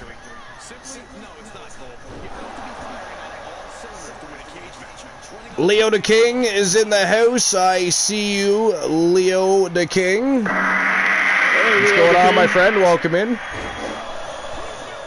And by the way, while everybody's waiting to answer that question or waiting for Galolo to have a response, has anybody started watching the new Last Airbender series on Netflix yet? I don't have Netflix yet. But You don't have Netflix? No. Okay. And I'm going to say Blind Dog. Because of Blind You're Dog. going to say blind... Okay, boss. Blind... That is still one of the funniest moments. I have no idea how he came to that I don't know. conclusion. Because I the don't... perfect answer. Oh my god, that was weird. That was weird. But anyways, yeah. The blind... I forget what the joke was. But it literally... It didn't even have anything to do with animals. No. Not at all. But boss says, a blind dog. And I was like, wow. What? I don't know. Good old boss Apollo. So up until now, it looks like Strife and Soul are the big winners tonight. Because Strife won, or is currently anyways, winning the redemption reward. Soul got the championship op, and he won at poker. So... Which is funny, because did he not redeem a title match when he won one? So I'm not really sure why he redeemed one. But Soul will be Soul. How many times do I redeem stuff for points that Yeah. I could just do for free? Yeah, I'm saving them. that's true. You make a fine point there. And it is 1-0 for the champion. Alice Blade with a pinfall. Ooh. Kyrie made her eat the steel. 95471. Strife got 1469 and a 10. A 510 639. You guys are. What did Soul have? Oh no, you're still leading, aren't you, with the large straight? No, Soul got a full house. Oh, that's right. He got 3 2s and 7s. Wow, look at that. It is over already. Ladies and gentlemen, the winner of the TWA lockdown matchup, and still the TAW Women's Grand Prix Wrestling Champion from Team Sir Jack the Greatest, representing the Blade Runners. It is Alice Blade with the big W and taking home her gold. Congratulations to Team Sir Jack the Greatest. I'll issue the payout for that before I forget. And now we are on to the next match. Actually, there's still 18 seconds to make your bets if anybody wants to hop in there. It's not worth it. There's no bets at all. Was there no bets? Okay. Yeah, so even if you made your bet, you just have your money back. Nobody wanted to open their big fat wallet on that. Alright, so I'll just delete that. And I'll get ready to open the betting line for the next match. The first match in the championship rounds. We're on our final 3 matches of Steel City, ladies and gentlemen. Our final SPV for the Archerverse 4.0. And what a show it's been so far. My God. I still, the biggest shock of the night for me so far, though, is still the Gooner. I mean, started out at number 1 and swept everybody. Just destroyed the evening and took home the Battle Royal Championship inside the Eliminator. That was crazy. All right, so here we go. Next match of the night, ladies and gentlemen, Crimson Lockdown. 4 sides of steel. The only way to get out, make your opponent bleed. Both Wolfpack members. It is Kyle Riley from Team Life is Great taking on Team Glenola's the Wolfman Alan Severn. I'll be that right is back. Next. Okay, I'm going to get the betting line open in the meantime. Glenola will be right back, but who walks out Grand Prix champion? Is it going to be Kyle Riley? Or Kyle Rimey, if I spell it wrong. Or is it going to be Alan Severn?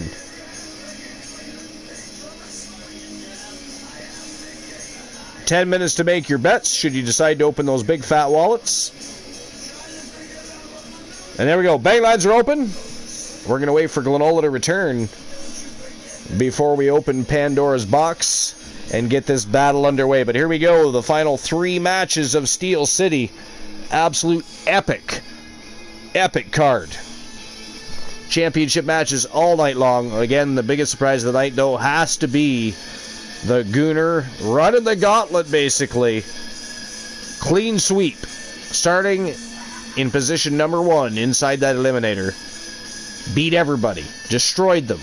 And walked out of there. Waltzed out of there, if you will. The new TWA Battle Royal Champion. That was absolutely crazy. Mickey James also became the Women's Legends Champion. Picked up that vacated championship that January relinquished. But it's just been a stellar night. A stellar night. The Wolfpack Gals became the TAW World Tag Team Champions. Roddy Piper cashed in his Junior Legends Championship, became Legends Champion. I mean, just what a sensational night it's been so far. Sensational night. JC became the Television Champion, defeated Gunther. Olivia Payne lost to B. Jackson. B. Jackson, the new Women's Television Champion. Just a stellar evening. Epic matches. Absolute fire evening. And now we're about to kick off the championship rounds inside a Crimson Lockdown with Kyle Riley and the Wolfman Alan Severn. Are you ready, Glenola? I'm ready. Sorry about that. No problem. Let's get the show on the go. Time to turn and burn. All right. Okay. All right, so while these guys make their way to the ring, Archer is over 3 hours into the show, has not even had... Has anybody noticed I haven't had a break? Do I get credit for that? Do I get a little homage, a little acknowledgement? I have not taken one single break in 3 hours. Right? Thank you, Glenola. I believe that, yes, thank you. I think applause is definitely deserved there. But, however, the thing is, and I'm sure you can understand, Archer's bladder is singing, screaming, if you will. It needs a little relieving. I barely prevented having to swim, so... Yeah, like my back teeth, they're floating away on me right now. As much fun as we've had, I really gotta pee. So, and a drink would be good. So I'm going to take a pee, and I'm grabbing, because I am thirsty. I got to tell you, especially after the big, long conversations with Luke the Gooner, which was a lot of fun, by the way. It's always fun. Luke, Yeah. Some people, I think, sometimes get annoyed with Luke, because once Luke's on a rant, he just has to, but it was so much fun. It was a good time. That's what pro wrestling is all about. You can't be, not everybody can have the same opinion. You got to debate. But my throat is dry as a motherfucker, and I blame Luke. So I'm going to pee, I'm going to eat a drink, I'll be right back. You know what we need while I'm gone, though? I'll tell you. Well, no, I'm not, no. Yeah, no. Not that kind of drink. Although, you know what? A drink of vodka would taste pretty good right now. I don't think I have any orange juice, though. But what we need while I'm gone is 2 of these, because I think it's been a while, and I think people would love to have a Johnny joke right about now. So, I leave you with Glenola. I leave you with some Johnny jokes. And if anybody wants to tell some jokes in the chat room, I'll read them live when I come back. Yeah. But you notice Archer leaves. He's not going to hear the Johnny jokes. But I gotta pee, and I'm thirsty. I won't be that long. Oh. Yeah, so they can take care of 2 birds, 1 stone. You're thirsty and you gotta pee.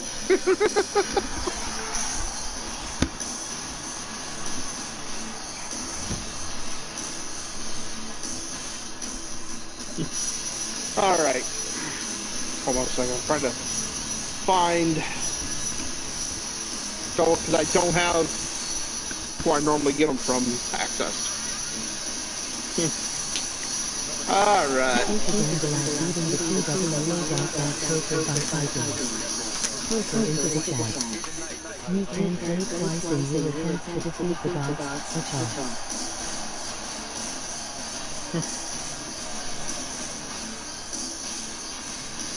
Johnny comes home all upset. His dad goes, Johnny, what's going on? Johnny kind of throws a ticket down on the table. Because I got pulled over and got a ticket.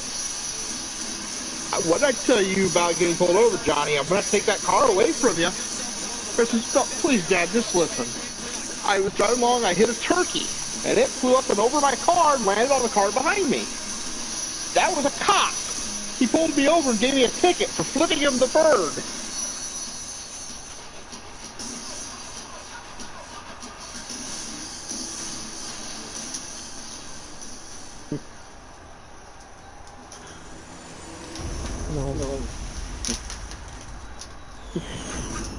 Alright, here we go. It was 1957 and Johnny goes to pick up his date.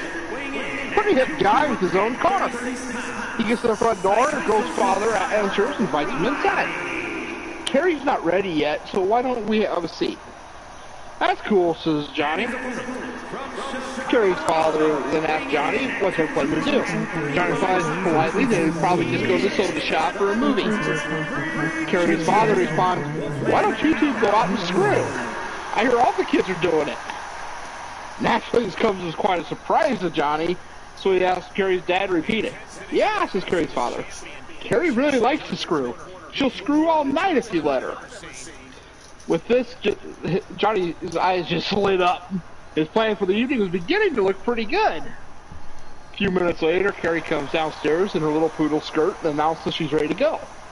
Almost breathless with anticipation, Johnny escorts her out to the car.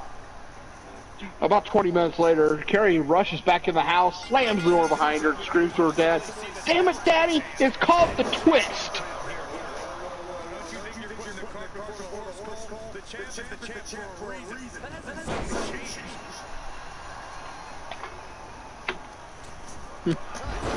So there you go, both redeemed.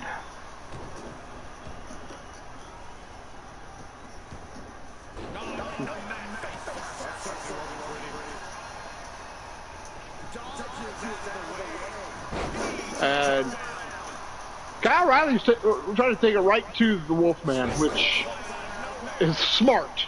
You know, he's learned the lesson, you don't let Wolfman get started.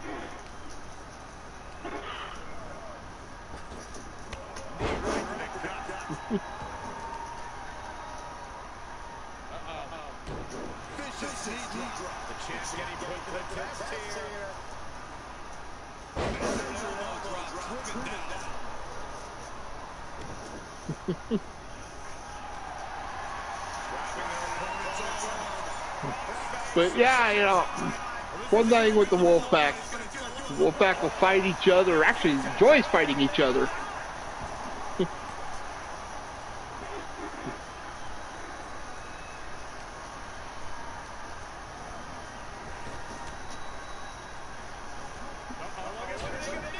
Yeah. Of course, they tried to set the bar high, but then the Wolfman couldn't see over it.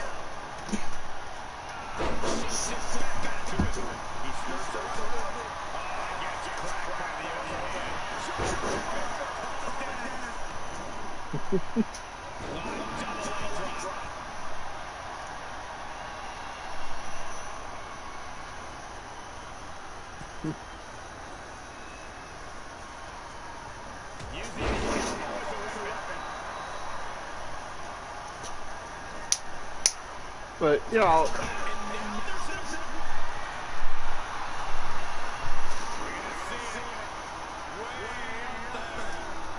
these two really,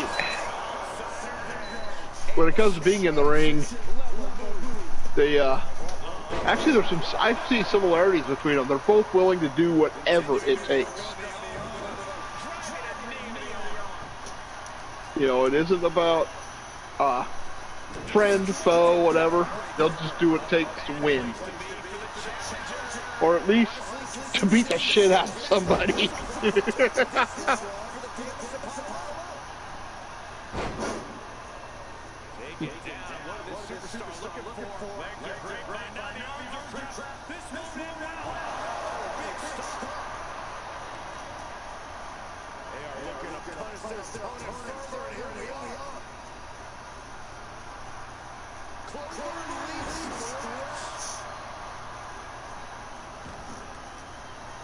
One total channel redemption reward or championship matchup opportunity.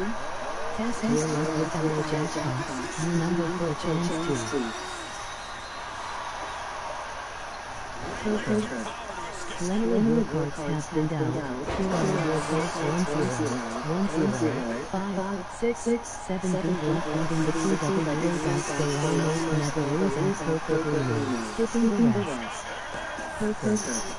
Level cards have been dealt. Here are your cards 5, 8, 1, 3 people leaving the TWA dice. They almost never lose and perfectly win.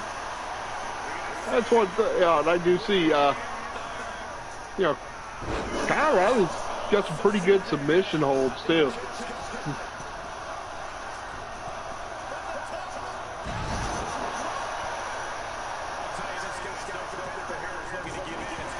Gotta love the wolf toss.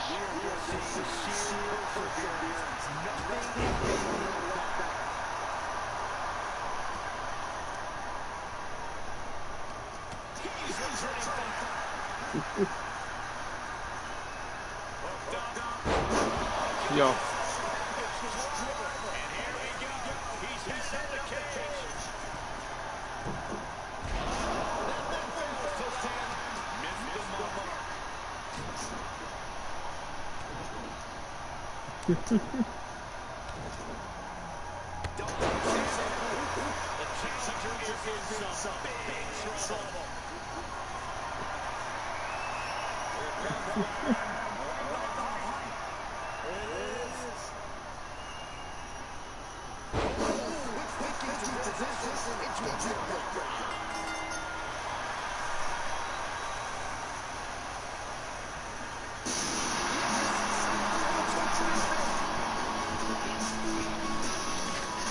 Oh, wow. Here is your winner. Congratulations, Kyle Riley and Team Life is great. I have returned, and apparently, Life is just in time. I know, I see that. I was going to say just in time to see Kyle Riley hoisting up the TAW Grand Prix Wrestling Champion. So congratulations to Team Life is great. We've got ourselves a new champion inside of a Crimson Lockdown. Stablemates went to war, but I mean, that was I mean, I'll have to go back. I saw the beginning of the match a little bit, and then I saw Kyle Riley holding up, but I can only assume how good of a matchup that was. It was good. You know, back and forth. And a new champion, still inside the Wolfpack, though. You know, it's not like the title left the Wolfpack. Alan Severn might have lost, but his own stablemate, Kyle Riley, picking up the win and going home with the gold. Congratulations to Team Life is Great, and of course, congratulations to Kyle Riley, our new TAW Grand Prix Wrestling Champion. I'll get you the payout for that if there is one. I don't know if anybody better. There is a payout on that one? Okay, let's get to her. I'll make sure that gets issued. Give me a second. At least I think it's only 140. Holy shit! 146,000 Archer vs. Bucks on the line. Kyle Riley with the win. And it's going to one person. And who was that one person? I have no clue. I have to look. It should tell us, actually. Yep. It should tell us. Has it not popped up yet? It should have popped up. I closed it. There was the winner, but I'm not seeing. Yeah, weird. It usually tells us. There we go. There we go. Variants of Strife with 146.3 thousand Archer vs. Bucks being thrown into his wallet. Wow. All right, guys, it is double main event time. Last two matches of the night. Our first of the two main events is for the Wrestle Wars Genesis World Wrestling Championship. We got the patiently awaiting junior champion from Team Shadows. It is Steve Winters, finally challenging the TWA World Champion, but it happens to be Mick Marvel. Actually, it is Mick Marvelous from Team Mick Marvel. I mean, he can never decide if he's Mick Marvel, Mick Marvelous. That or it's just the ring announcers. I mean, we do know we have some ghastly ring announcers these days. They never get anybody's name right. Used to call Jason Ironman Iron Man, if you remember. So, I mean, there's that. What do you mean ghastly? It's great things like suplex submission are classic. Suplex submission. Or DDT for kick out. I was going to say DDT for a kick out. Some of the things we heard from commentary and ring announcers at the time during some of the different eras of the Archverse, absolutely insane. But here we go, guys. Actually, I got to open the betting line. What am I talking about? Well, we'll have a great night. I'll see you later. Catch the VOD for the last couple matches or lurk away if you can, whatever you want to do. Yep. But thanks for being here as by the way, always. What was the answer to the joke, Archer? Because it's pointless. You should never write with a broken pencil because it is pointless. And you missed two Johnny jokes. All right, I did. Did you? Are they in the chat, or you said you told them verbally? I would assume. Yeah. Okay. So. All right. Either way, thanks for being here. We'll talk soon. Enjoy the VOD. Enjoy the rest of the show if you're lurking. Appreciate it either way. But guys, who walks out world champion? Is it going to be Steve Winters or Mick Marvel? 10 minutes to make your bets. It is 15 minutes of Iron Hell. And it is officially showtime and go time. Let's keep the ball rolling. It is the first of two main events. Let's rock and roll. Before I take off here, I just need to do this. You just got to do what? I just got to leave you a little something. Hopefully that is laying down a bet. Break time for Archer. I mean, I could always use a snack, I suppose. I will take you up on that break. I will, because I have a drink. I've gone pee. Joke time. It's supposed to be a joke time? Oh, it is joke time. Yeah, I was going to make you think I was banning you. Oh, okay, I see. Okay, I saw a break time. I just assumed you redeemed break time. Yeah, all right. I should have put. What I should have said, "Shut up, Archer." So we need another joke, do we? Have a good one. Have a good night. All right, let's see here. All right, so anybody that wants to answer this question, Glenola has left the building, but he did redeem a joke time. So, what's the difference between the bird flu and the swine flu? What's the difference between the bird flu and the swine flu? I'll give you guys a little bit of time to answer that question if you would like. But what is the difference between the bird flu and the swine flu? Let me know. While you're at it, make sure you open your big fat wallets. There's 1,500 Archiverse bucks on the line so far for this matchup between Steve Winters and Mick Marvel for the World Championship.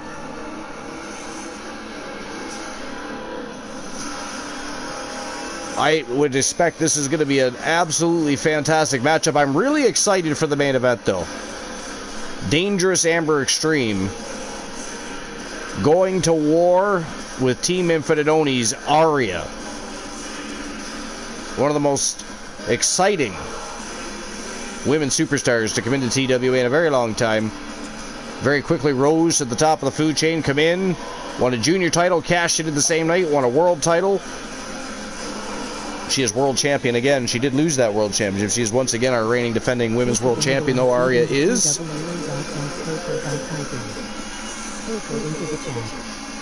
can play twice in your attempt to defeat the gods. Strife says your mom did not start the bird flu epidemic. I mean, that's not the answer, but that's damn well funny. I'll give it another minute or two. But what is the difference between the bird flu and the swine flu? Question of the night. It's actually a joke time.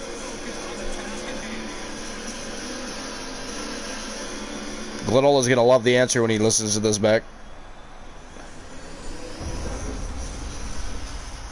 Here we go.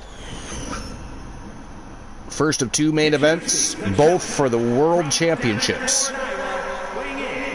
This should be a slobber knocker, a barn burner.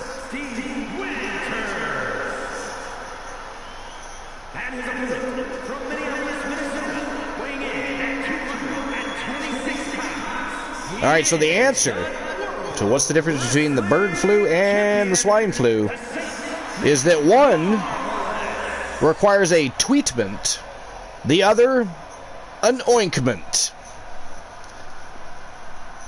One requires a tweetment, the other an ointment. That is the answer. What is the difference between the bird flu and the swine flu? There you go, Glenola. Joke time fulfilled. How dare you try to fool me into thinking I was getting either banned or a break time. Ghastly. Your insubordinate antics are disgusting. Not appreciated. Alright, here we go. 15 minutes of Iron Hell for the World Championship. What do you think, Strife? Who's winning? Mick Marvel, what do you think? I'm going to assume that you're on board with your own client, your own employee. I assume you think that Mick Marvel is going to retain his title here tonight. Which, by the way, wouldn't surprise me. Mick Marvel has been absolutely phenomenal. Absolutely phenomenal. He's been television champion, world champion now. I mean, he is, what, a 4-time television champion? I could be wrong. I believe it's 4. It could be 3. I believe it's 4-time. I think he's a 4-time champion. Money's on Winter, but Marvel is going to take it. That's how much faith he has. He's not phenomenal. He's marvelous. I stand corrected. How dare you, Mick Marvel? But you're not wrong.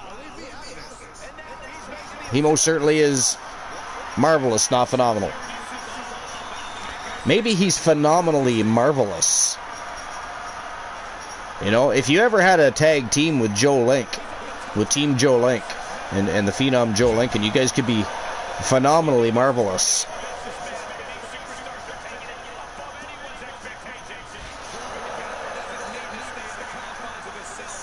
But Mick, did you see the Gooners match tonight? Did you see that first match? For the Battle World Championship? It was inside the Eliminator. The Gooner comes out, and he was the very first person in that ring. Well, actually, technically speaking, he was 5th. But he was the one that he started out number 1. with MJF. They started off the Eliminator matchup. And I don't know what happened, who had a pep talk with him, who pumped him full of monkey juice, or what the story is. But the Gooner Luke Ballmer destroyed each and everybody in that Eliminator and became the new Battle Royal champion. He eliminated everybody. It was crazy. How much did he pay us? Yeah, his hands were not in our pockets, that's for sure. Or vice versa. I'm still trying to figure it out myself. Like, how that happened, I don't know. It was absolute insanity. Just nobody could get their mojo flowing. The Gooner shut everybody down. Beat them all. Went home with the gold. He is the Battle Royal champion. It's nuts.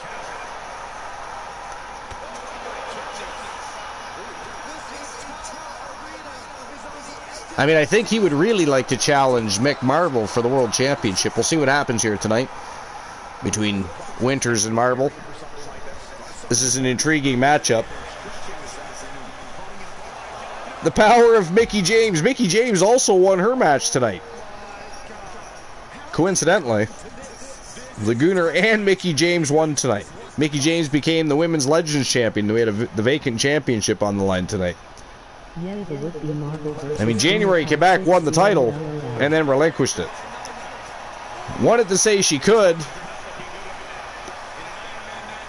and to say she did. She came, she saw, she conquered, and then pulled an Alondra Blaze and vacated that shit.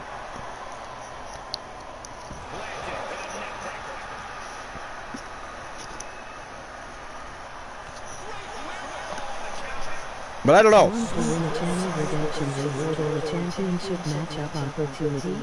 Yeah, that would be Marvel versus Gooner Part 60.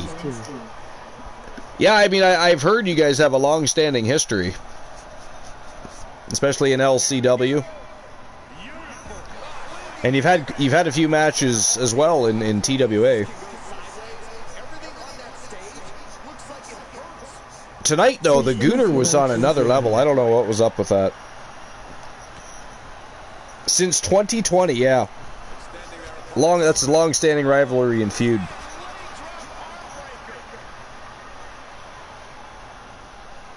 But I'm sure he would like to challenge for the World Championship, especially should Mick retain.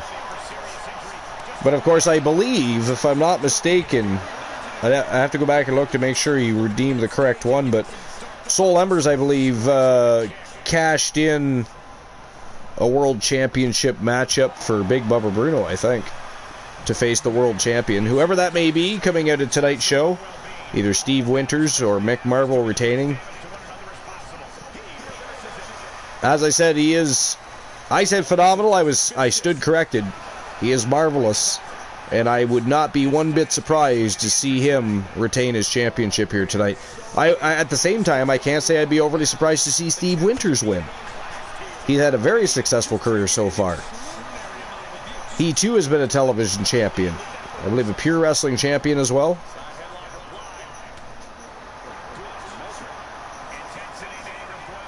Could definitely see him wearing the TWA gold. From Team Shadows is Steve Winters, of course.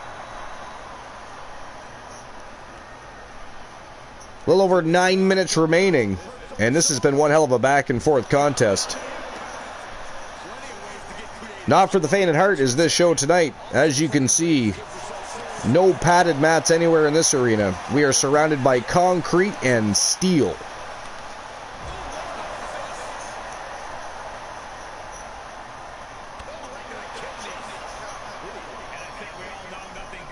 No pinfalls and no submissions so far. With now about 8.5 minutes left remaining in the matchup.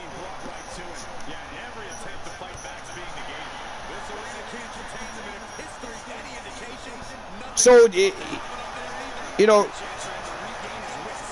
Mick, if you were to have another matchup, if there was another matchup opportunity between Mick Marvel the Marvelous One, and the Gooner,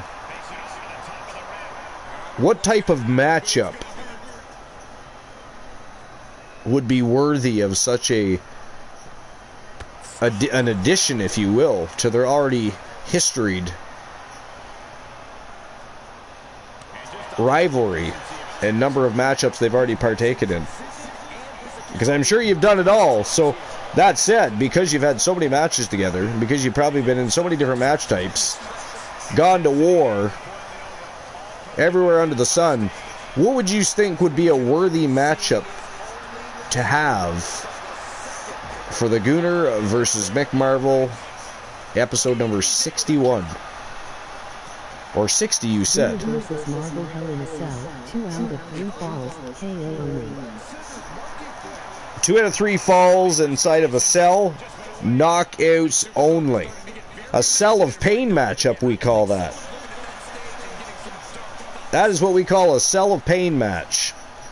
That was one of Glenola's favorite match types, and we haven't done that in a very long time. He would probably be very excited if he knew we were going to do a matchup like that. Of course, tonight's our final live show until the Archerverse 5.0, until the new era. 2K24 should be here Tuesday, maybe Wednesday, we'll see. Either way, as soon as it arrives, I'm going to immediately begin the rebuild. Get the arenas done, our new championships. Get everybody re-inked to contracts so we can continue in the new era. A new season is upon us, and it is exciting times. But yeah, no, I like that, Mick. I likey that. A Cell of Pain match. The Gooner, Mick Marvel. Now, does that matter if there is or is not a championship on the line? Not that I think Mick is going to lose here. I'm actually rooting for Mick Marvel here tonight. No offense to Shadows, Steve Winters, great wrestler, but Mick Marvel's been absolutely phenomenally marvelous, if you will. A lot of fun to watch is Mick Marvel.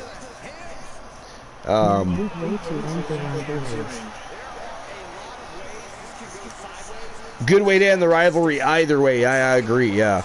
I don't think it would. I don't even think it should, because of the prestige behind their rivalry. It doesn't even matter if there's a title on the line or not. It's kind of a must-see matchup, if you will. It is a must-see matchup. Then Gooner and Marvel are going to go after Archer. Nice, going to go after the Coalition. Beautiful. I like it. Now you're talking. Mick Marvel suddenly joins Team Arsenal, which, by the way, have been a very successful faction thus far.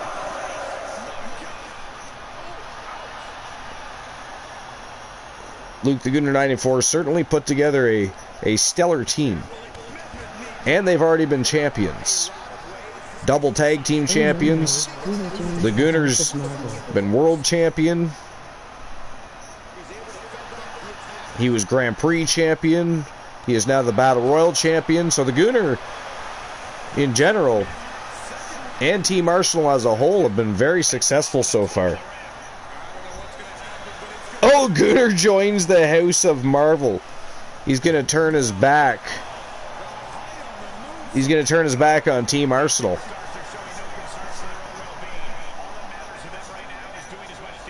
And join the House of Marvel. I mean, that could be a fun rivalry. The remaining members of Team Arsenal versus the House of Marvel. That kind of sounds like fun. Definitely got to do the Cell of Pain match, though. Right? You know what I mean? Gooner versus Marvel, Cell of Pain. I think that's the way to go first. For sure. Can't give the Gooner that much power. Fair enough. Fair enough. I mean, things go to his head, right? You know? I assume at this point, Luke the Gooner is probably off in Dreamland. And or frapping in front of the Mickey James Shrine. I mean, he's lurking. But he's either off sawing logs or he's frapping. You know, I mean, that Mickie James shrine is absolutely epic.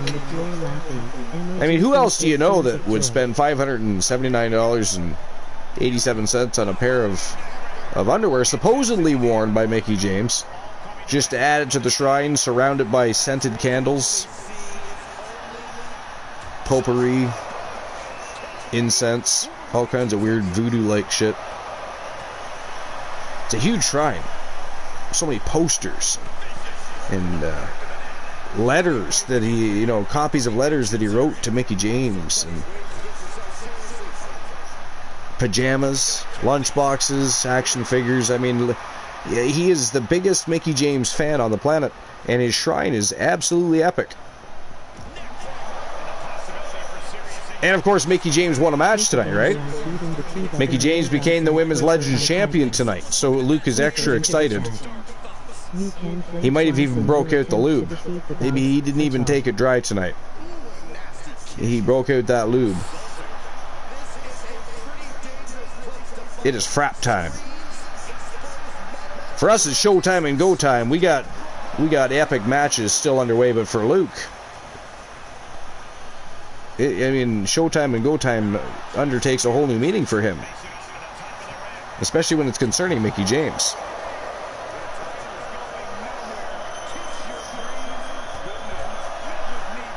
He's got Mickie James perfume, body wash, beach towels. It is insane. Spared no expense on enlarging that shrine. World's biggest Mickie James shrine ever. He's got ticket stubs for matches that he's attended. I mean, virtually stalking Mickie James, but you know, for legal purposes. That is totally untrue.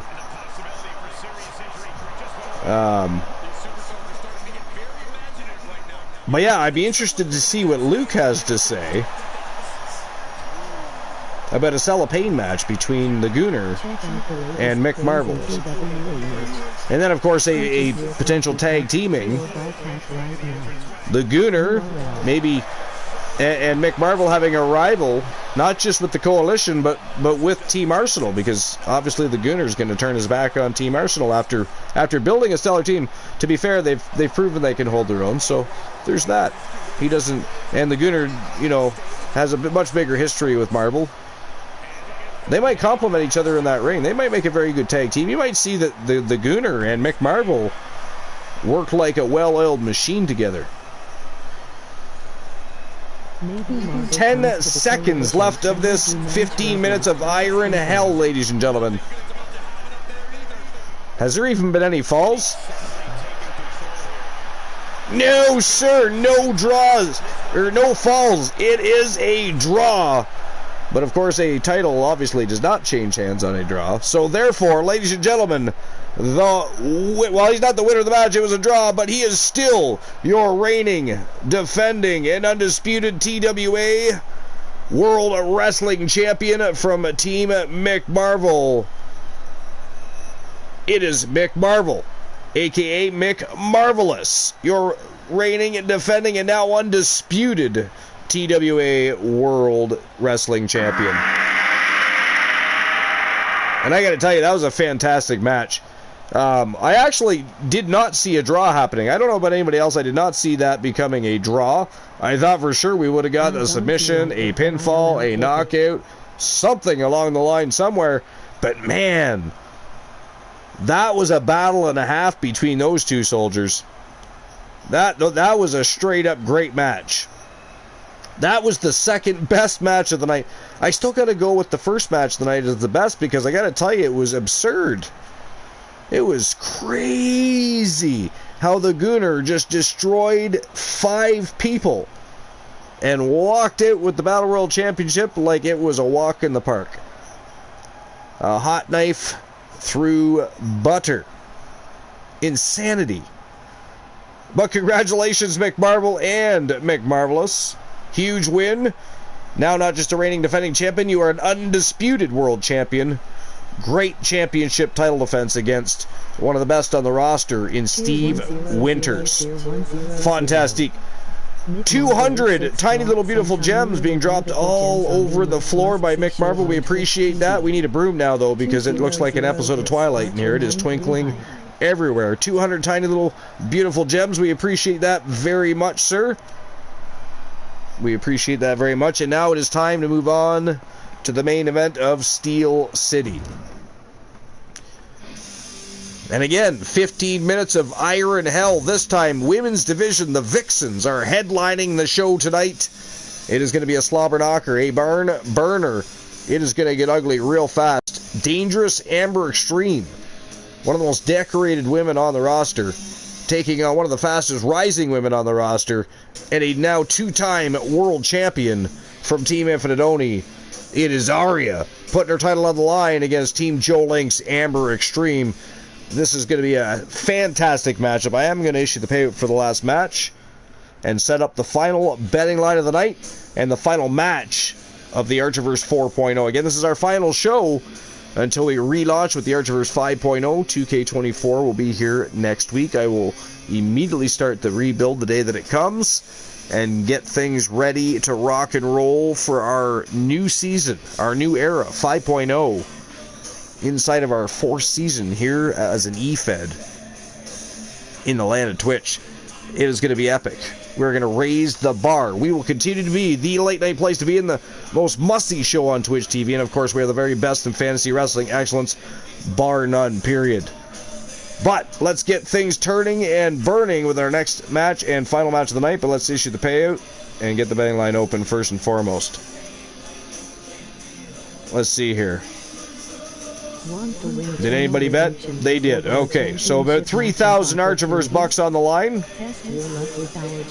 which I'm just going to give back to everybody because it was a draw. All right, so here we go. Who walks out world champion? Is it going to be Amber Extreme or Aria? 10 minutes to make your bets. There you go. Betting lines are open. And here we go with the final match of the night, the main event of the evening. Dangerous Amber Extreme, Aria. 15 minutes of Iron Hell for the Women's World Championship. Let's turn and burn.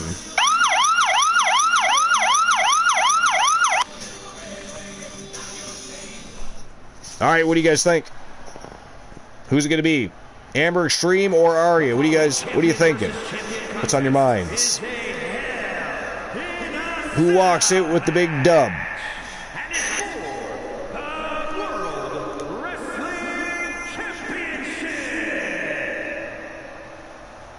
Dropping 1K for Aria. Dropping 1K for Aria. Infinite Oni would be excited about that. And here she comes. She is the reigning, defending junior world champion from Team Joe Link. It is Dangerous Amber Extreme. Again, she is one of the most decorated women in TWA.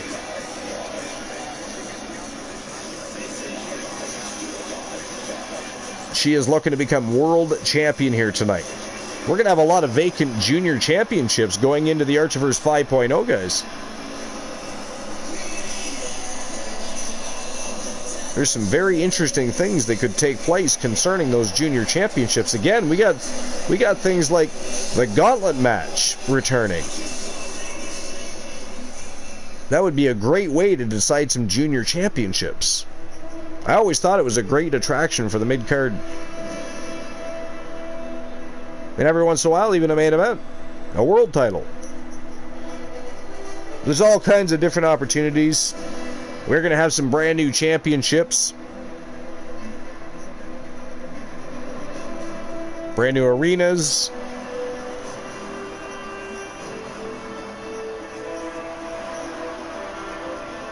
Well, at least the new Genesis Arena. I mean, TAW is brand new, so that's not going to really change. Other than potential venue type. Some things might change. But we have a brand new Wrestle Wars Genesis logo. Thank you to Team Joe Link for that. So we'll, of course, be unveiling that in 5.0.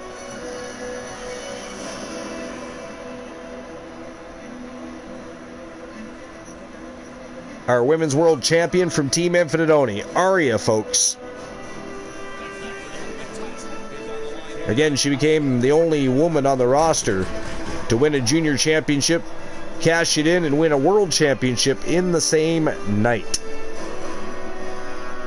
And now here she is again, once again, and now a two-time world champion.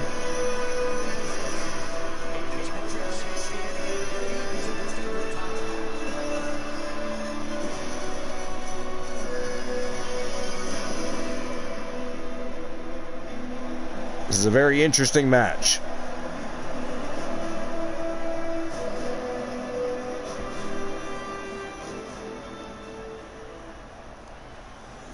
Part of me wants to say that Aria might defend here, but Amber Extreme is a formidable opponent for anybody. And she is the Junior World Champion. And since, hence the name Extreme, she happens to be inside of a cell. I mean, the balance could definitely tip in favor of Amber Extreme here. This is right up her alley. Aria really hasn't been in any cell matches. She's never endured a cell match, at least not in TWA.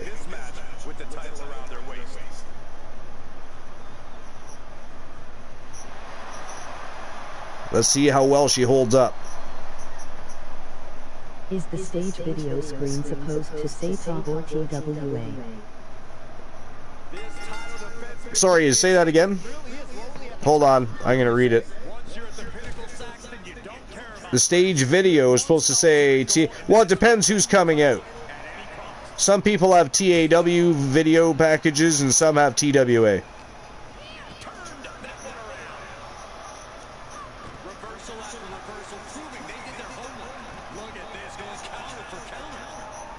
Generally speaking, it just depends on which show they started on. They may still have that video package and it just wasn't changed.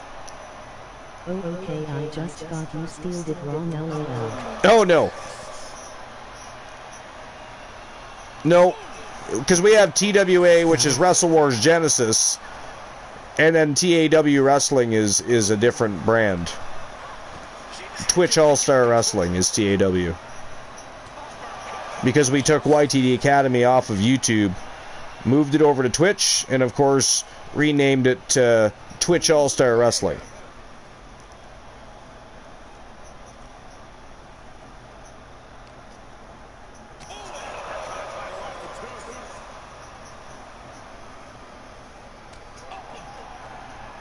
This match is starting a little slow, in my opinion. Did anybody else think that?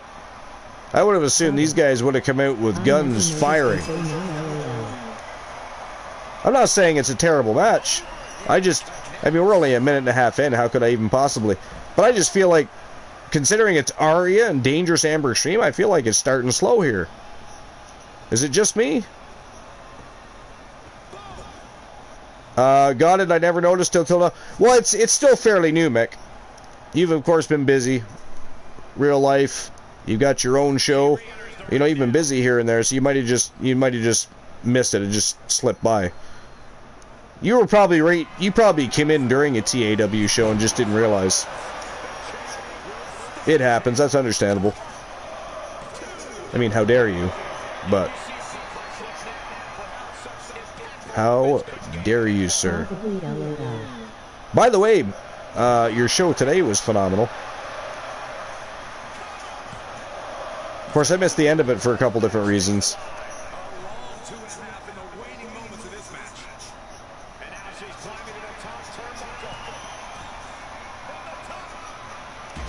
Oh my God!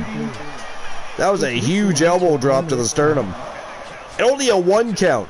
She only got a 1 count out of that. That is crazy. Did I see Archer almost die? Yes, I did. Ooh, a pinfall for the champion. It is 1-0 for Arya. That's something we didn't see in the last match. There was no pinfalls, no submissions, no knockouts. It was a draw.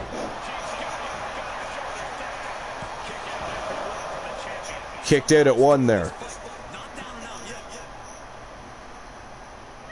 But the Vixens are starting to pick up steam. Arya, our defending champion, is up 1-0 over Amber. Oh my God!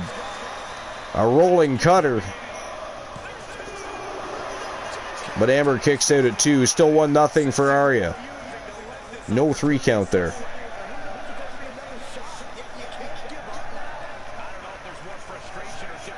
It was a kind of a long 2 count too. I thought it was going to be 2-0 there for a moment. I'll be honest. I did. You can play twice in your attempt to defeat the gods. Arya measuring her up. Decided against. I thought there was going to be a suicide dive of some sort there. It did not happen. Amber Extreme got back in the ring and is going right on the attack. Didn't waste any time. Oh my God! Kicked her right in the fucking nose. Did you see how fast that was? That like came out of nowhere. A kick in the face out of nowhere. That was brutal. Absolutely brutal. I think Arya's still feeling it too. I mean, that was not even a very hard Irish whip, and she went flying over that top rope. I mean, in a normal matchup, you might get a little break being outside the ring, especially if there's countouts. This is 15 minutes of iron hell. You do not get a rest outside the cage. They're just going to get out there, pick you up, and toss you into that fucking cage.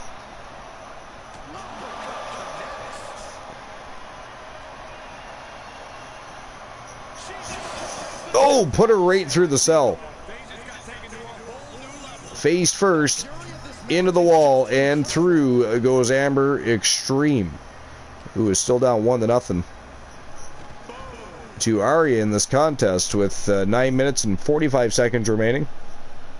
Less than 10 minutes left of Steel City. What a night it's been.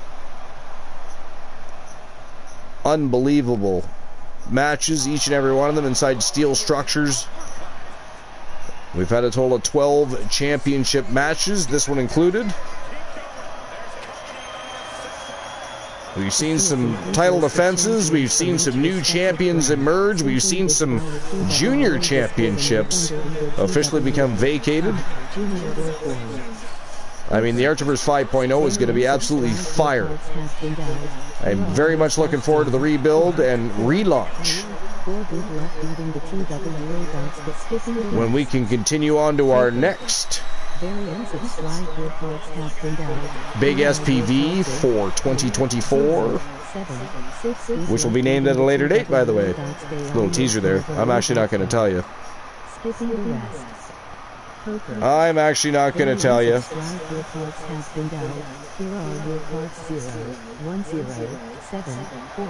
This Arya and Dangerous Amber Extreme now on top of the cells.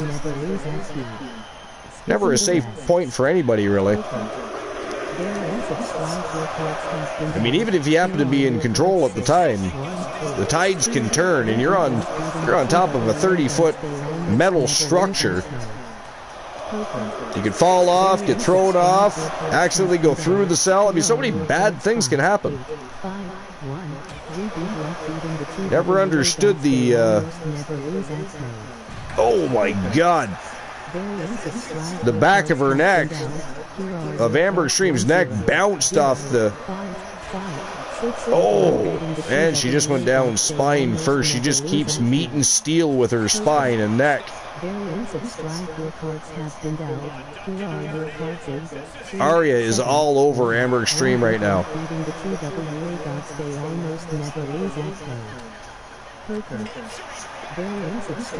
Amber trying to turn this. She almost fell off. She almost fell off. Just about lost her balance and went tumbling right off the cage. Oh! I think Amber just hurt herself. Oh my God. What the fuck was that? She was like flying. Is she a witch? Is she related to Humboldt's? Is she a sorceress? That was crazy, right? I mean, that was crazy. What just happened right there? I have no idea what happened. Amber needed a little bit of a break. Well, she decided to fly around the room a bit, I guess. That was fucking crazy right there. Oh my God, a rolling cutter on top of the cell from Arya.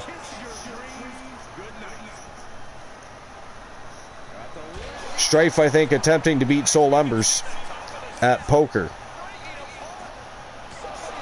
I mean, technically speaking,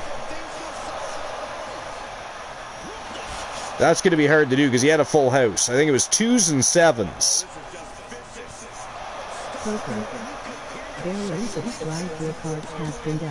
It was 2s and 7s that you have to beat.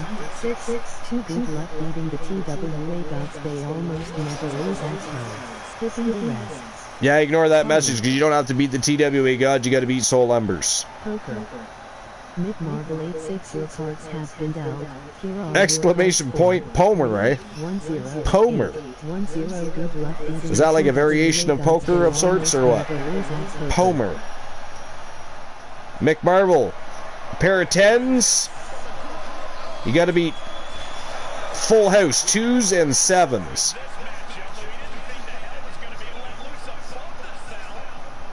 You got 3 2s and 2 7s. It was 2s and 7s to make his full house. So if you can beat that, then you will take him out of the running. With 5.5 minutes left of the show. Want to win a channel redemption reward or a championship matchup opportunities? Test your luck with our jackpot. New number for a chance to. Poker. Variants of strike reports have been out. Here are your first ones. Things are heating up there. I mean, they've been up on top of that cell for quite a long time now. Oh my God, look at this. Oh, spinning power bomb. And it is Arya's spine bouncing off the beam of that cell. She didn't land on the fence part, she landed right on that skeletal area.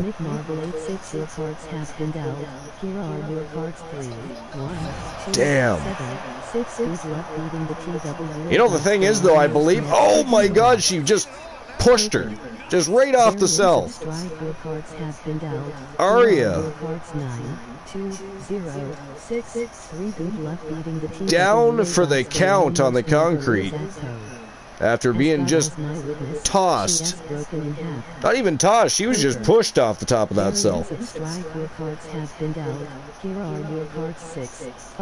That was brutal.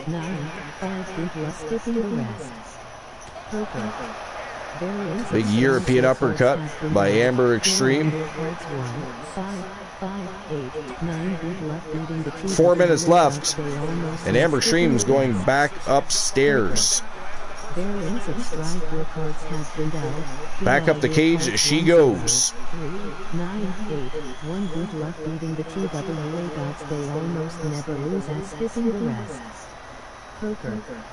Of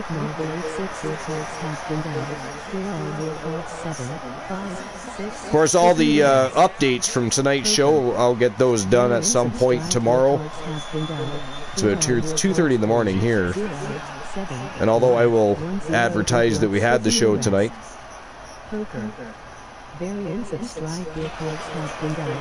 all of our updates concerning new champions and updates to Discord will be done tomorrow. But what a fantastic show it's been. Couldn't ask for a better SPV, and our final SPV for the Archerverse 4.0. Again, thanks to Team Sir Jack the Greatest, who gifted our community with 2K24 so we can continue to evolve, and continue to up the bar, and continue to be the late night place to be, the most must-see show on Twitch TV. and the very best in fantasy wrestling action is bar none period. We got a lot of new opportunities coming out of 2K24. We're gonna have fun as we always do, but we're gonna have more fun because we've got some interesting new match types. We're gonna have some new championships. I mean, there's lots to look forward to.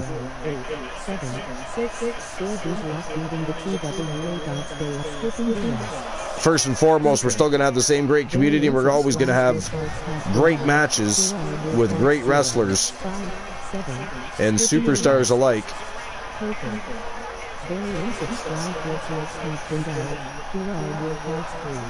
But yeah, so updates will be done tomorrow.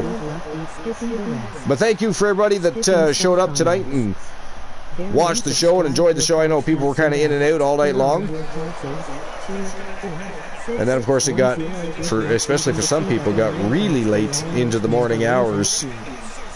We have a lot of people from the UK and beyond that enjoy watching the Archerverse TV, but for them, they're especially for me, they're about 5 to 5.5 hours, sometimes 6 hours, depending on where they are, ahead. So, like for instance, for Luke Laguna right now, in my time, it is about 8:30 in the morning. So he was up quite late to join us on broadcast and have a good time and enjoy the show. And a great show it was. Steel City was phenomenal. I can't wait to do another one. It's definitely going to be one of our new mainstay SPVs. So far, of course, our big ones are Bash at the Beach, which we've already had 3 of, Halloween Havoc, and Slammiversary. We added Weird Behavior as one of our new mainstay SPVs, and now Steel City.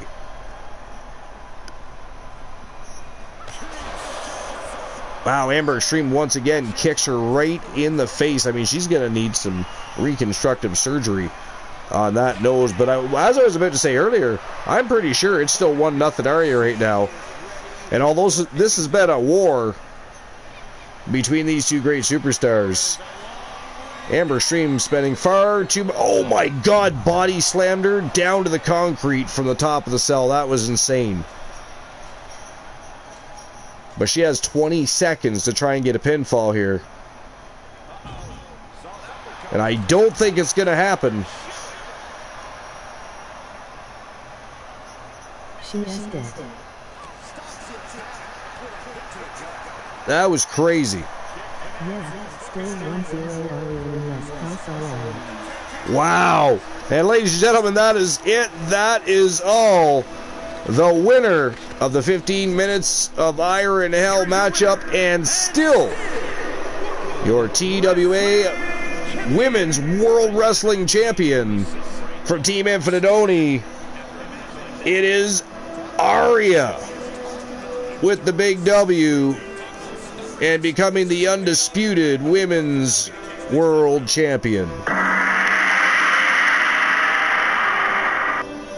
Alright, well that is it. That is all, ladies and gentlemen, for episode number 554, SPV for 2024, Steel City. Absolutely phenomenal show. Again, we saw some new champions. We saw some champions retain. Our 2 world champions retain. How awesome is that? There's been many shows and SPVs we've had where the TWA championship seems to change hands almost like hot potatoes, but lately the champions, they want to hold on to those titles. The talent pool is deep.